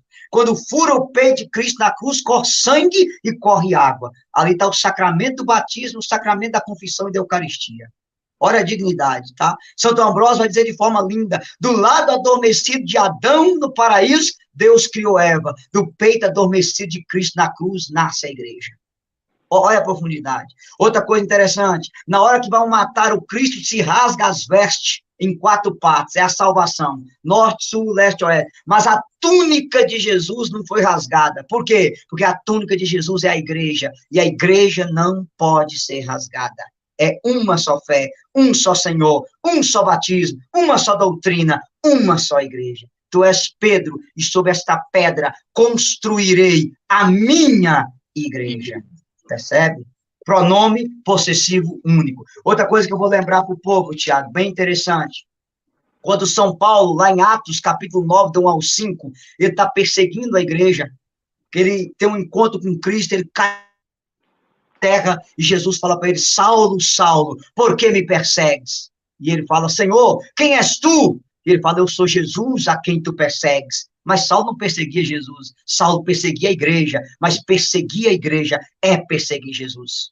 Aí eu preciso dizer que se algum protestante assistir esse vídeo, meu filho, eu sei que o pensamento de vocês, não, a igreja católica tira a salvação da cristologia e põe a salvação na eclesiologia. Não, a salvação é cristológica, mas ela age através da eclesiologia, que é a igreja. A salvação vem de Cristo cabeça, mas ela é exercida pelo corpo, que é a igreja. Percebe? Não tem como você separar a cabeça do corpo, é interligado uma coisa na outra. E Lutero, infelizmente, com esse sola Cristo, somente Cristo, ele quis tirar a igreja. Não, a igreja é a continuação do Cristo, da obra do Cristo, na história da humanidade. Até aqui está ficando claro? Pergunta o povo, vocês estão entendendo aí, pelo amor de Deus, tá? Eu queria lembrar também, Tiago, que com esse sola Cristo, ele nega o sacramento, ele nega a igreja, mas tem um problema. É a negação do sacerdócio. E aqui eu preciso dizer uma coisa um pouquinho pesada. O protestantismo ele nasceu na época do Renascimento. O que era o Renascimento? Nós estávamos saindo do teocentrismo para o antropocentrismo. Teocentrismo, Deus era o centro. Antropocentrismo, o homem é o centro. E aqui, meu irmão, está um problema sério. Qual é o problema? O protestantismo já nasceu orgulhoso por natureza. Até Santo Agostinho dizia, travou? Santo Agostinho dizia, Tiago, que toda heresia é obra do orgulho. E aí eu tenho que falar, meu irmão, isso aqui é sério. Pode ter protestante humilde, mas o protestantismo é orgulhoso. Por exemplo, eu não preciso de padre, eu me confesso com Deus. É orgulho. Eu não preciso de Maria e de santo, eu vou direto a Deus. É orgulho. Percebe? E isso está tão enraizado, esse orgulho do protestantismo, que se você for pegar as músicas protestantes hoje, você vai perceber o orgulho instalado nelas. Quer ver pra você ver? Quem te viu passando pela prova não te ajudou, quando vê você na benção vai se arrepender, vai estar na plateia e você no palco. Percebe? Campeão, vencedor, Deus dá asa. Olha, orgulho é para levantar o homem. Entendeu? Você é um espelho que é... Como Zaqueu, quero subir o mais alto que eu puder. Percebe? É para inchar o homem. Está enraizado no protestantismo. Infelizmente, esse orgulho que vem lá do Renascimento, aonde Deus deixou de ser o centro e o homem se coloca como centro. Então, na essência protestante está o orgulho. Então, eu não preciso da igreja, eu só preciso de Cristo. Cristo só me basta, mas Cristo quis uma igreja. Cristo escolheu 12, colocou Pedro como chefe. Tu és Pedro, sobre esta pedra edificarei minha igreja. Confirma os seus irmãos na fé, Pedro. Eu, Pedro, apacenta as minhas ovelhas. E a partir de Pedro, a sucessão apostólica, aí eu tinha que dar uma aula sobre isso, mas só lembrar os católicos protestantes, que a carta de São Clemente de Roma, do ano 90, escrita antes do Evangelho de João, diz que os bispos são sucessores dos apóstolos. Santo Irineu, no ano 180, no livro Adversos a Héreses, contra as heresias, Santo Irineu dá a sucessão apostólica de Jesus até o tempo dele. Depois, Eusébio de Cesareia, no livro História Eclesiástica, ele conta a história da sucessão apostólica de cada bispo até o ano 300. Então, por favor, gente, a Igreja Católica tem sucessão apostólica verídica e verdadeira. Se você pegar o seu bispo de Curitiba, aí, de sua diocese, e for voltando para trás, você vai parar lá no apóstolo. Assim como se você voltar ao Papa Francisco, você vai parar lá em Pedro. Entendeu? Isso se chama sucessão apostólica. Outra coisa interessante, Tiago, e a gente tem que dizer isso, tá? Claro, Jesus tem a plenitude da humanidade, a plenitude da divindade, isso não se discute, tá nele. Mas esse Cristo quis instituir uma igreja e quis que essa igreja continuasse a sua obra de salvação na terra. E isso aqui nós não podemos negar, meu irmão, tá? Eu vou até falar umas coisas um pouquinho pesadas, mas eu vou lembrar aqui, Santo Agostinho dizia, lá no século IV, fora da igreja você pode encontrar a glória, encontrar aleluia, encontrar tudo, menos salvação. São Cipriano de Cartago diz, ninguém se salvou fora da Arca de Noé, ninguém se salvará fora da igreja, porque a igreja é a nova Arca de Noé nos tempos atuais. São Cirilo de Jerusalém, a vontade de Deus é um ato, se chama mundo, a intenção de Deus é a salvação dos homens, se chama igreja. Paulo VI vai dizer, não se ama Cristo se não ama a igreja, não se serve a Cristo se não serve a igreja, e não se obedece a Cristo se não obedece à igreja, e não se conhece Cristo se não conhece a igreja. A igreja é a continuação da obra do Cristo. 1 Timóteo 3,15, a igreja do Deus vivo é coluna e sustentáculo da verdade. Nós não podemos tirar isso da igreja de Jesus, meu irmão. Então, assim, claro, aqui a gente poderia... Sim, pode falar? Não, é o que eu quero dizer, não só completando, é que assim, às vezes as pessoas têm medo, até católicos têm medo de falar, e fora da igreja não há salvação, esta que é a verdade. Sim, sim. E aí eu vou explicar isso de uma maneira simples. Por que fora da igreja não há salvação? Aí eu vou até dar uma aula assim mais... Vou tentar pegar isso de uma forma bem simples, gente. Por favor, entenda aqui. Olha, quando a gente fala isso, a pessoa pergunta assim, tá bom, mas e uma pessoa que morre na China, que morre na Coreia do Norte, que morre na Arábia Saudita, que nunca ouviu falar de Jesus? Como que ela pode ser salva? Então, deixa eu dar uma explicação para vocês de maneira assim, bem simples. O corpo é composto, a pessoa humana é composto de corpo e alma. Tá. A cabeça é Cristo, o corpo é a igreja. Quem é batizado, Tiago, faz parte do corpo da igreja. Nós seremos julgados pela lei da igreja. A pessoa que nunca ouviu falar de Cristo e está na santa ignorância, ela faz parte da alma da igreja, porque ela não conhece a verdade da igreja. Ela tem as sementes do verbo, que todo ser humano na face da terra, na consciência dele tem uma lei. Faça o bem e evite o mal. Qualquer ser humano sabe que roubar é errado, que desonrar os pais é errado, que mentir é errado, que caluniar é errado. O nome disso é lei da consciência. É semente do verbo que Jesus esparramou na cabeça de qualquer ser humano. Tá. Então, uma pessoa que morre lá na Coreia do Norte, sem nunca ter ouvido falar de Cristo, ela está numa coisinha chamada ignorância invencível, que é o 8º sacramento. Ela não faz parte do corpo da igreja, ela faz parte do quê? Da alma da igreja. Ela não vai ser julgada pela lei da igreja, vai ser julgada pela lei natural. E se ela se salvar, ela se salva pelos méritos de Cristo que age na igreja, que vai atingir ela, mesmo ela não pertencendo ao corpo que é a igreja. Entendeu? Agora, não é Buda que vai salvar ela, não é Maomé, não é um Tupã dos indígenas, não é um orixá do candomblé, não é um Exu da Umbanda, não. Os irmãos espíritas, os irmãos do candomblé, os irmãos da Umbanda, aqueles que se salvarem, eles se salvarão pelos méritos de Cristo que age na igreja, se eles morrerem na santa ignorância, porque não teve ninguém para anunciar o evangelho para eles. Por que fora da igreja não há salvação? Porque somente Cristo salva, e só Cristo salva pela igreja. Então, quem se salvar fora da igreja, se salva pelos méritos de Cristo na igreja. Ponto. Isso aí, então, assim, não tem como, gente. Isso é verdade de fé católica, tá? Jesus é o único caminho de salvação. E ele age no seu corpo, que é a igreja, não se separa uma coisa da outra. tá? Então, assim, quando é que a pessoa é condenada? Se ela sabe que a igreja é necessária para a salvação e ela recusar a entrar nessa igreja. Aí, www.quintodosinfernos.com.br/Ponta Grossa, Paraná. Pronto. Já era. Ficou claro isso aí, Tiago? Bem explicado? Então, assim, a gente tem que dizer isso para as pessoas, tá? Eu ia dar uma explicação também sobre a questão, Tiago, da gente unir o nosso sofrimento à paixão de Cristo, que São Paulo fala isso, mas ia demorar um pouco, eu vou pular para o último sola, porque o sola escritura, que é o último, a gente terminar a nossa live. Então, assim, vou dizer, somente Cristo salva? Sim, Lutero está certo, mas Cristo salva através do seu corpo, que é a igreja. Ele mandou a igreja, como o Pai me enviou, assim também eu vos envio. Mateus 28:19, ide e fazei que todos se tornem meus discípulos, batizando-os em nome do Pai, do Filho e do Espírito Santo. Então, como é que é o tripé da salvação? O Pai manda o Filho, e o Filho manda a igreja, no poder do Espírito Santo. Como o Pai me enviou, assim eu vos envio, soprou sobre eles e disse, recebei o Espírito Santo. Então, muitos protestantes vão mudar isso aqui. Não, o Pai mandou o Filho mandou o Espírito Santo. Não, o Pai mandou o Filho, e o Filho mandou a igreja no poder do Espírito Santo.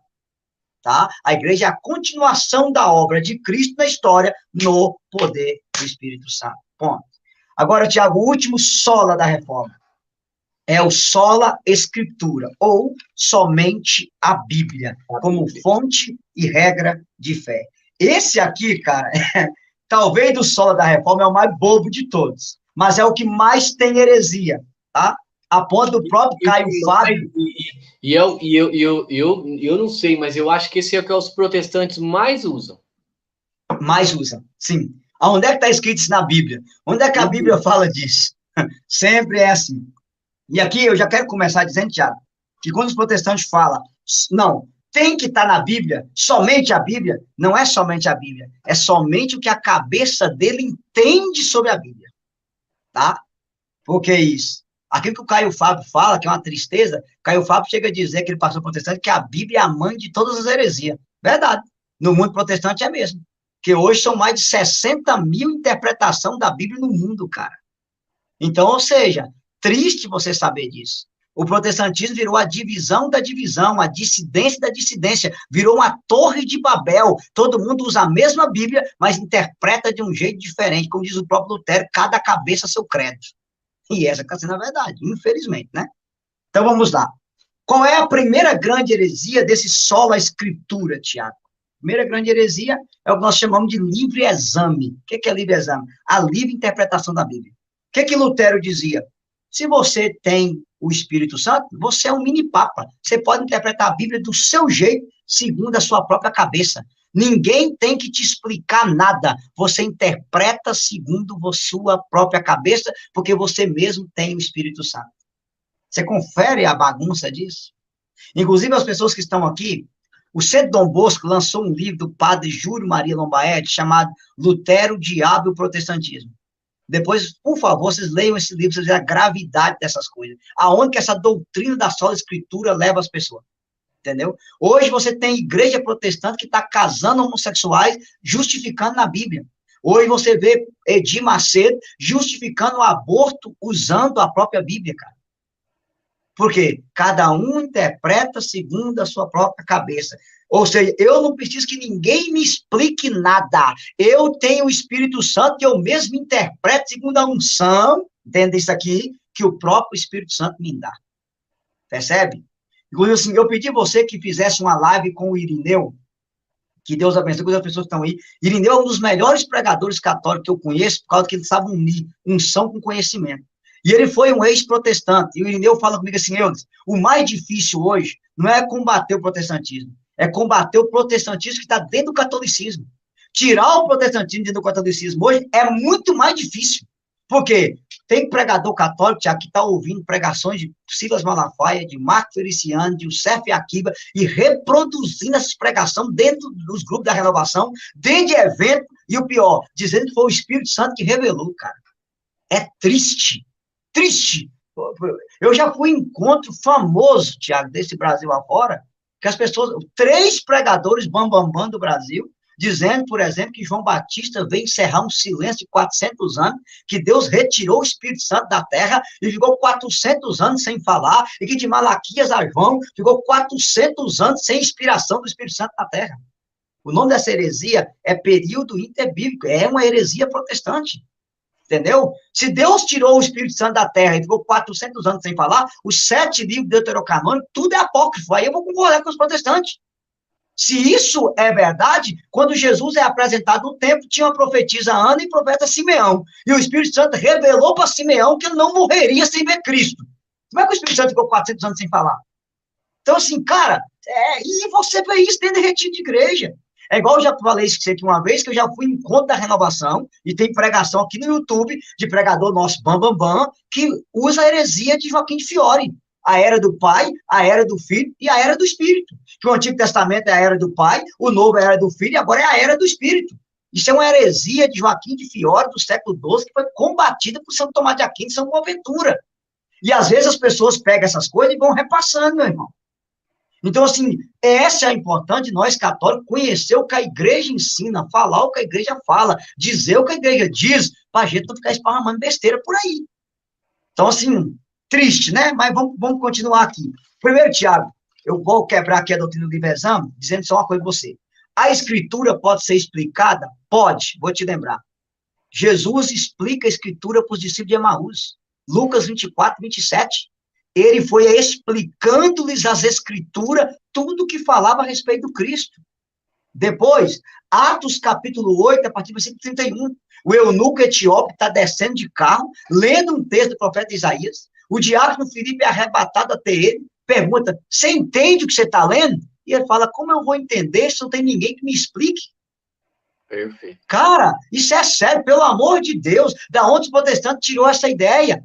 Aí tá por isso essa bagunça aí. Só para você ter uma ideia, Tiago, só sobre a questão do arrebatamento, que é uma heresia inventada há 200 anos, tem mais de 30 doutrinas no meio protestante. Tem os protestantes chamados pré-tributalista, que crê no arrebatamento antes da tribulação. Tem os pós-tributalistas, que crê no arrebatamento após a tribulação. E já tem a galera agora que não é nem pré e nem pró, crê no arrebatamento no meio da tribulação. Olha que bagunça, meu irmão. Tem uma galera que guarda o sábado, uma galera que guarda o domingo. Olha a loucura. Então, assim, cara, não, Nossa Senhora virou uma torre de Babel, usando a própria Bíblia, tá? Outra coisa interessante que eu quero que você pegue na sua Bíblia aí, para nós católicos, não é o católico que interpreta a Bíblia. Quem interpreta a Bíblia é a igreja. E eu vou mostrar isso. Pega para mim aí, segunda carta de Pedro, capítulo 1. Fazendo um favor, Tiago. É bom o pessoal conhecer isso aí. Segunda Pedro, capítulo 1. Segunda Pedro. Capítulo 1, versículo 20. Segunda Pedro, capítulo 1, versículo 20. Segunda Pedro, capítulo 1, versículo 20. Você quer que eu leia, né? Pode ler, o versículo 20 para nós. Antes de tudo, sabei que nenhuma profecia da Escritura é de interpretação pessoal. Ponto. Nenhuma profecia da Escritura é de interpretação pessoal. Por isso que quem interpreta a Bíblia não somos nós, quem interpreta a Bíblia é a igreja. Eu gosto sempre de dizer para as pessoas uma comparação humana, Tiago. Quando você está com dor de dente, você procura um dentista. Quando você tem problema de coração, você vai num cardiologista. Tem problema nas pernas, nas veias, vai num angiologista. Porque você tem que ter os especialistas naquela área. Tá, quem você tem dúvida sobre a Bíblia, você procura quem é especialista nela. E quem é especialista? A igreja. E eu vou explicar para o pessoal. Eu não leio a Bíblia para ser católico. Eu sou católico para ler a Bíblia. E é fácil você entender. O protestantismo veio da Bíblia. A Igreja Católica, não. A Bíblia veio da Igreja Católica. Não foi a Igreja Católica que veio da Bíblia. A Bíblia é filha da Igreja. A Igreja é a mãe da Bíblia. O cristianismo, meus queridos irmãos que estão nos assistindo, sobreviveu 400 anos sem a Escritura. A Escritura, como vocês têm aqui, com 73 livros, 27 do Novo Testamento, ela foi feita pelo Papa Damaso e São Jerônimo, do ano 391, e terminou no Concílio de Cartago, no ano 393. Para vocês entenderem, Tiago, os 4 evangelhos, Mateus, Marcos, Lucas e João, em nenhum momento está escrito que foi João que escreveu, Marcos escreveu, Lucas escreveu, Mateus. Não! Quem disse isso? A igreja. A igreja que disse. Não está escrito assim, eu, Mateus, estou escrevendo esse evangelho, eu, Marcos, estou escrevendo, eu, Lucas. Não está escrito. Foi a igreja que diz que o evangelho é de Mateus, que o evangelho é de Marcos, que é de Lucas, que é de João. Para você saber, Tiago, o evangelho de João no início só tinha 20 capítulos. O capítulo 21 é um apêndice, é um acréscimo. Quem fez? A igreja. Logo, se você fala que a igreja não tem valor, então você pode rasgar a Bíblia. Porque se protestante tem a Bíblia para pôr debaixo do braço, agradeça a igreja católica. Ela montou a Bíblia para pôr debaixo do braço. Então, eu queria dizer isso. Era mais de 40 evangelhos, evangelho de Madalena, evangelho de Pedro, evangelho de sei do quê. Foi a igreja que escolheu 4. Era mais de 20 casos de Paulo, tem aí 13 na Bíblia, era 8 Apocalipse, tem lá 1. Nós tínhamos os Atos de Pedro, os Atos de Marcos, só tem o Atos dos Apóstolos escrito por Lucas. E mesmo assim foi a igreja que diz que Lucas escreveu, não tem o nome de Lucas lá, que ele escreveu, não. Pelo amor de Deus, a Bíblia é passada para capítulo, Tiago, 1333 capítulos, foi passada pelo cardeal Estevão Lanton, em 1228, na Escócia. A Bíblia foi passada para versículo, 35.700 versículos, no ano 1502, 15 anos antes da reforma, por Roberto Etienne e Santo Pagnino. Senhores protestantes, a Bíblia nasceu no seio da Igreja Católica. Foi a igreja que fez a Bíblia. Foi a igreja que decidiu quais livros do Novo Testamento eram inspirados e quais não eram. Então, eu não leio a Bíblia para ser católico. Eu sou católico para ler a Bíblia. E aqui, Tiago, eu vou falar.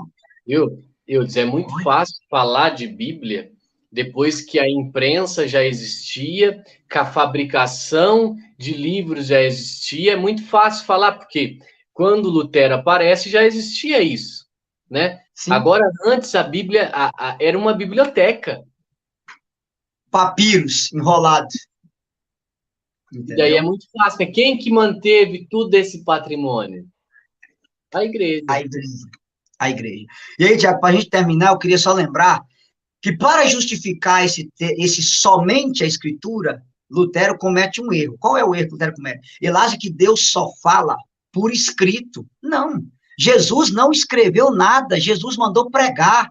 Ele reuniu 12, Marcos 16, 15, ide por todo mundo e pregai o evangelho a toda criatura. Eles pregaram de maneira oral, depois que foram escrever.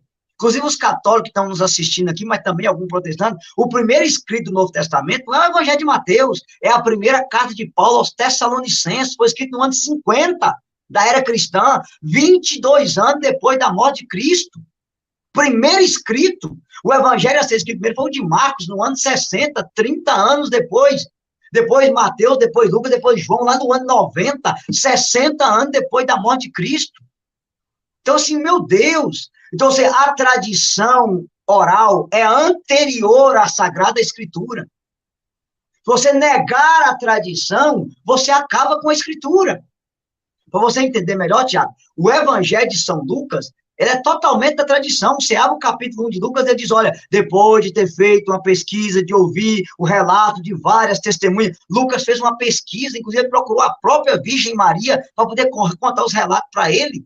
Nós sabemos que São Lucas foi o primeiro a pintar uma imagem de Nossa Senhora. Vocês que não chamam a gente de idólatra, que tem imagem, chamam São Lucas de idólatra, porque ele pintou a primeira imagem de Maria da história. Além de médico, o cara era pintor, era um gênio, sujeito, aleluia. Deus também escolhe o bom para trabalhar para ele, né? Então, o próprio Evangelho de Lucas é uma tradição. Ele conta, ele narra isso do capítulo 1, versículo 1 até o versículo 5. Outra coisa importante, Tiago, a gente tem que falar isso para as pessoas. Nem tudo está escrito na Bíblia. Como é que eu sei disso? É só você pegar o último versículo do Evangelho de São João.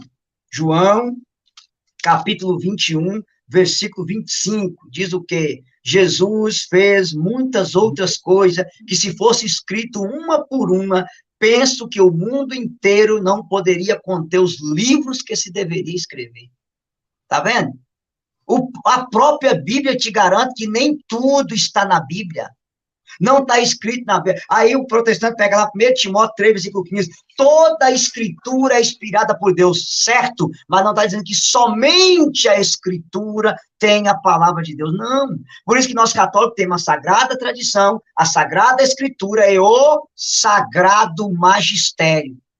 Tá? E aí, Tiago, eu gosto sempre de brincar isso, que a gente aprende as coisas, né? Esses dias eu estava ouvindo isso do professor Bíblia Aquino e eu até anotei que na nossa fé, Deus é um em três, né? Pai, Filho, Espírito Santo. E os três são um. E toda a criação divina, ela gira em torno desse famoso 3 em 1. Por exemplo, quem é o homem? Corpo, mente e espírito. 3 em 1. O que é a energia? Corrente, tensão e potência. 3 em 1. O que é o som? Timbre, frequência e amplitude. 3 em 1. O que é o tempo? Presente, passado, futuro. 3 em 1. O que é o espaço? Altura, largura, profundidade. 3 em 1. A base o estado da matéria, sólido, líquido e gasoso. 3 em 1. A base da matéria, o átomo, neutro, próton e elétron. 3 em 1. O que é o alamina, o aminoácido? GCC, GCU, GCA. 3 em 1. O que é o carbono? Oxigênio, hidrogênio, nitrogênio. 3 para 1. O que é, por exemplo, o fogo? Combuente, combustível, combustão. 3 em 1. O que é a célula? DNA, RNA, proteína. 3 em 1. E o que é a revelação? Bíblia, tradição e magistério. 3 em 1. Cara, Deus é perfeito no que ele faz. A revelação é 3 em 1. Bíblia, tradição e magistério. Então, a Bíblia é a palavra de Deus escrita. A tradição é a palavra de Deus oral. E o magistério é a verdadeira interpretação da palavra oral e da palavra escrita. Percebe? Por isso que nós católicos não temos... Outra coisa é bom lembrar para o povo, Tiago. Qual é a prova que nem tudo que Jesus fez está na Bíblia? Por exemplo, biblicamente falando, tudo que Jesus falou deveria estar nos 4 evangelhos. Mas há uma palavra que Jesus falou que não está nos 4 evangelhos. Por exemplo, a maior felicidade em dar do que receber. Essa palavra é de Jesus, mas não está nos 4 evangelhos. Ela está em Atos 20, 35. Lucas pegou ela da tradição. A maior felicidade em dar do que receber. É uma palavra que Jesus falou, mas não está nos 4 evangelhos. Está em Atos 20, 35. Percebe? Outra coisa importante a dizer para o povo, de maneira assim, bem clara, que São Paulo, meu irmão, na segunda carta aos Tessalonicenses, capítulo 2, eu vou pegar aqui, versículo 15, São Paulo é claro, ele diz assim, ó, 2 Tessalonicenses 2,15. Assim, pois, irmãos, ficai firmes e conservai os ensinamentos que de nós aprendestes, seja por palavra, seja por carta. Palavra, tradição oral. Carta, palavra de Deus escrita. Sagrada tradição e sagrada escritura. Percebe? Aqui, Tiago, eu só queria lembrar para as pessoas, para a gente terminar, se alguém tiver alguma pergunta aí também, pode falar rapidinho, mas assim, eu nem vou continuar porque é aquela questão, né? Foi São Jerônimo Papa Damos, a questão dos evangelhos, que a gente tem que ler a Bíblia, ser católico para ler a Bíblia, que Deus não aceita 2 evangelhos, Gálatas 1, versículo 7, não há 2 evangelhos, há pessoas que semeiam confusão no evangelho de Cristo. 1 Coríntios 10, versículo 13, Cristo não está dividido. Uns de vocês estão dizendo, eu sou de Paulo, eu sou de Apolo, eu sou de Pedro. Não, nós somos de Cristo. É um só Senhor, uma só fé, um só batismo, uma só igreja. Hebreus 13, versículo 9, cuidado com as doutrinas estranhas no meio de vós. Mas eu queria só dizer uma coisa, para vocês entenderem aqui o pessoal. Alguns protestantes, eles citam muito a questão das 7 igrejas do Apocalipse, né? A igreja de Éfeso, a igreja de Esmirna, a de Pérgamo, a de Tiatira, a de Sardes, de Filadélfia e de Laodiceia. Tá, deixa eu terminar com essa explicação. Tiago, o melhor intérprete do Apocalipse da história da igreja é o beato Rosehaus, é um beato alemão, né? Eu esqueci o nome agora. Se a minha cabeça vier boa aqui, eu vou lembrar, mas o nome dele é Rosehaus, do século XIV. Não é Amadeu Rosehaus, não. Me fugiu, mas é Rosehaus. Vamos embora lá. A melhor interpretação do Apocalipse, quem dá, é ele. E ele fala que essas 7 igrejas do Apocalipse é as 7 etapas da igreja até a volta gloriosa de Cristo. Então, a palavra Éfeso significa impulso, é a igreja dos apóstolos.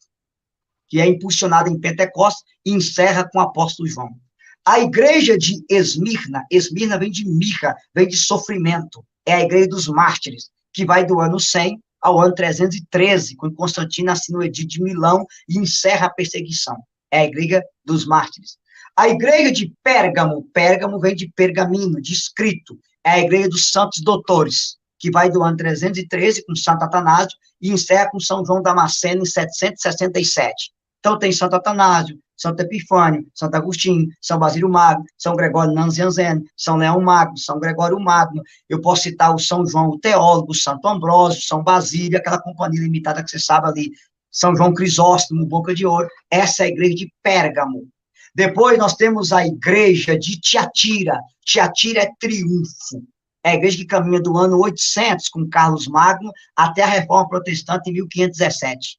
A humanidade inteira respirou o cristianismo. É o famoso século da cristandade. Claro, teve pecado, teve erro, claro que teve. Enquanto houver humanidade, o triunfo definitivo é na volta de Cristo. Mas é a igreja do triunfo. O cristianismo triunfou sobre o mundo. Então, é a igreja de Tiatira. Depois, nós temos a igreja de Sardes. Sardes, a ideia da igreja parada, ou igreja das revoluções. A Revolução Protestante, a Revolução Iluminista, a Revolução Comunista e agora a Revolução da Natureza, né, da ecoteologia, onde o homem é substituído pelos animais. Nós estamos saindo da igreja de Sardes para a igreja de Filadélfia. O que é a igreja de Filadélfia? A igreja da reconciliação. Nessa igreja vai haver o triunfo do Imaculado Coração de Maria, um avivamento poderoso, e os ortodoxos voltarão à fé verdadeira, os protestantes voltarão à fé verdadeira, os muçulmanos se converterão pela intercessão de Nossa Senhora de Fátima, os budistas se converterão pela intercessão de Nossa Senhora de Naju, e vai haver uma conversão em massa para nós entrar na igreja de Laodiceia, que é a igreja do juízo, ou a igreja da purificação. Quem fala isso? O Beato Rosehaus, lá no século XIV. Então, nós estamos em qual igreja? A igreja de Sardes, a igreja da revolução, a igreja que está vivendo essa revolução. A gente tinha que dar uma aula sobre isso, né? Desde o protestantismo até agora com a teologia da libertação, que toda essa desgraça que está dentro da igreja, infelizmente, nós estamos nesse tempo. Mas quando nós saímos desse tempo, meu irmão, aqui que uma ala de teologia chama de reino de Maria, a outra ala chama de avivamento, eu chamo das duas coisas, né? Um reino de Maria avivado pelo poder do Espírito Santo, que não se separa a esposa do divino esposo, é uma coisa acontecendo na outra, isso vai acontecer agora. Primeiro a igreja vai respirar com os dois pulmões. O que é os dois pulmões da igreja, Tiago? A igreja oriental e a igreja ocidental, católicos e ortodoxos, eles voltarão à fé verdadeira. E esse ramo protestante, eles retornarão à fé também.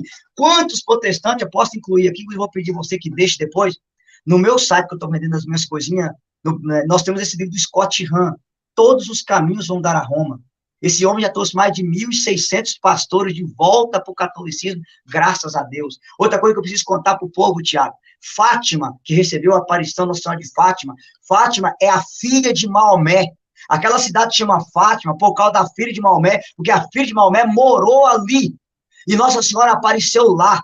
E o santuário de Fátima é o santuário que mais traz muçulmano na fé católica. E o Beato Futoshin dizia que os muçulmanos se converterão pela intercessão de Nossa Senhora de Fátima. Então, católicos, pelo amor de Deus, Rosário da Virgem Maria, olha aqui, quem puder entrar no meu site, Rosário das Lágrimas de Nossa Senhora, para salvar esse país do comunismo, pelo amor de Deus, e se prepare, que nós vamos sair de Sardes para Filadélfia, a igreja da reconciliação. Vai haver o triunfo do Imaculado Coração de Nossa Senhora e um poderoso avivamento sobre a face da terra, em nome de Jesus. Amém. Eu quero pedir você, antes de terminar, só uma coisa.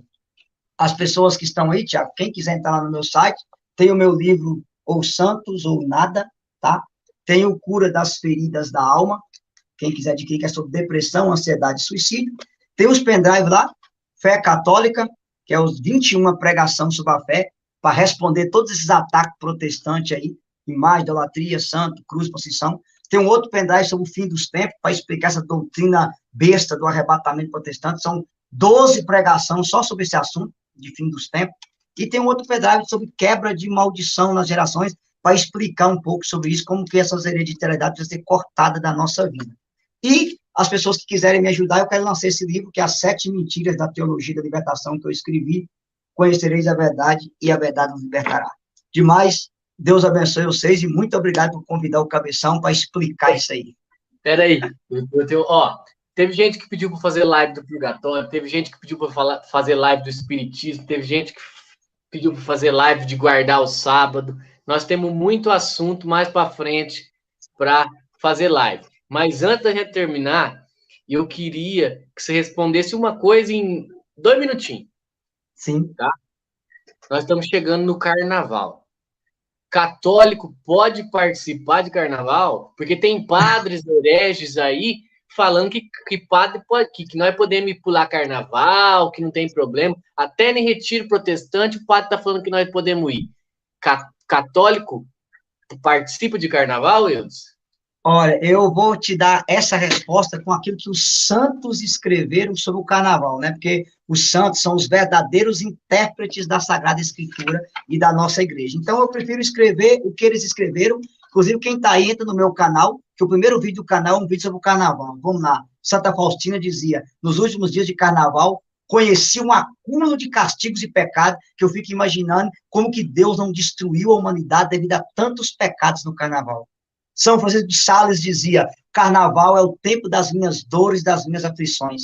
São Carlos Borromeu dizia o quê? Ó carnaval, que tempo diabólico que conduz as almas para o inferno.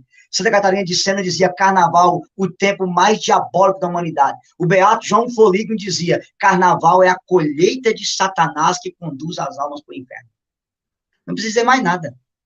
Meus irmãos, pelo amor de Deus, o carnaval é a exaltação da prostituição, da promiscuidade, do alcoolismo, das drogas, da indecência, da nudez, da pornografia, tudo quanto é inferno, é a festa do inferno na terra. Vai para um retiro, vai para a Canção Nova, procura um retiro na sua diocese, vai adorar a Deus, vai pular e dançar na presença do Todo-Poderoso e larga esse inferno de lado, porque entre a opinião de um padre e o que os santos ensinam, eu fico com aquilo que os santos ensinam. Então, quem quiser um aprofundamento, tanto o livro, como eu gravei um vídeo no meu canal, pode entrar aí, Pregador Eduardo, que o primeiro vídeo é o que os santos ensinam. Carnaval, a lama do inferno sobre a face da terra. Acho que está pronto. Amém. Então, eu agradeço, irmão, mais uma vez, você por se preparar e nos trazer essa grandiosíssima aula aí. Eu já está na descrição do vídeo aqui, né?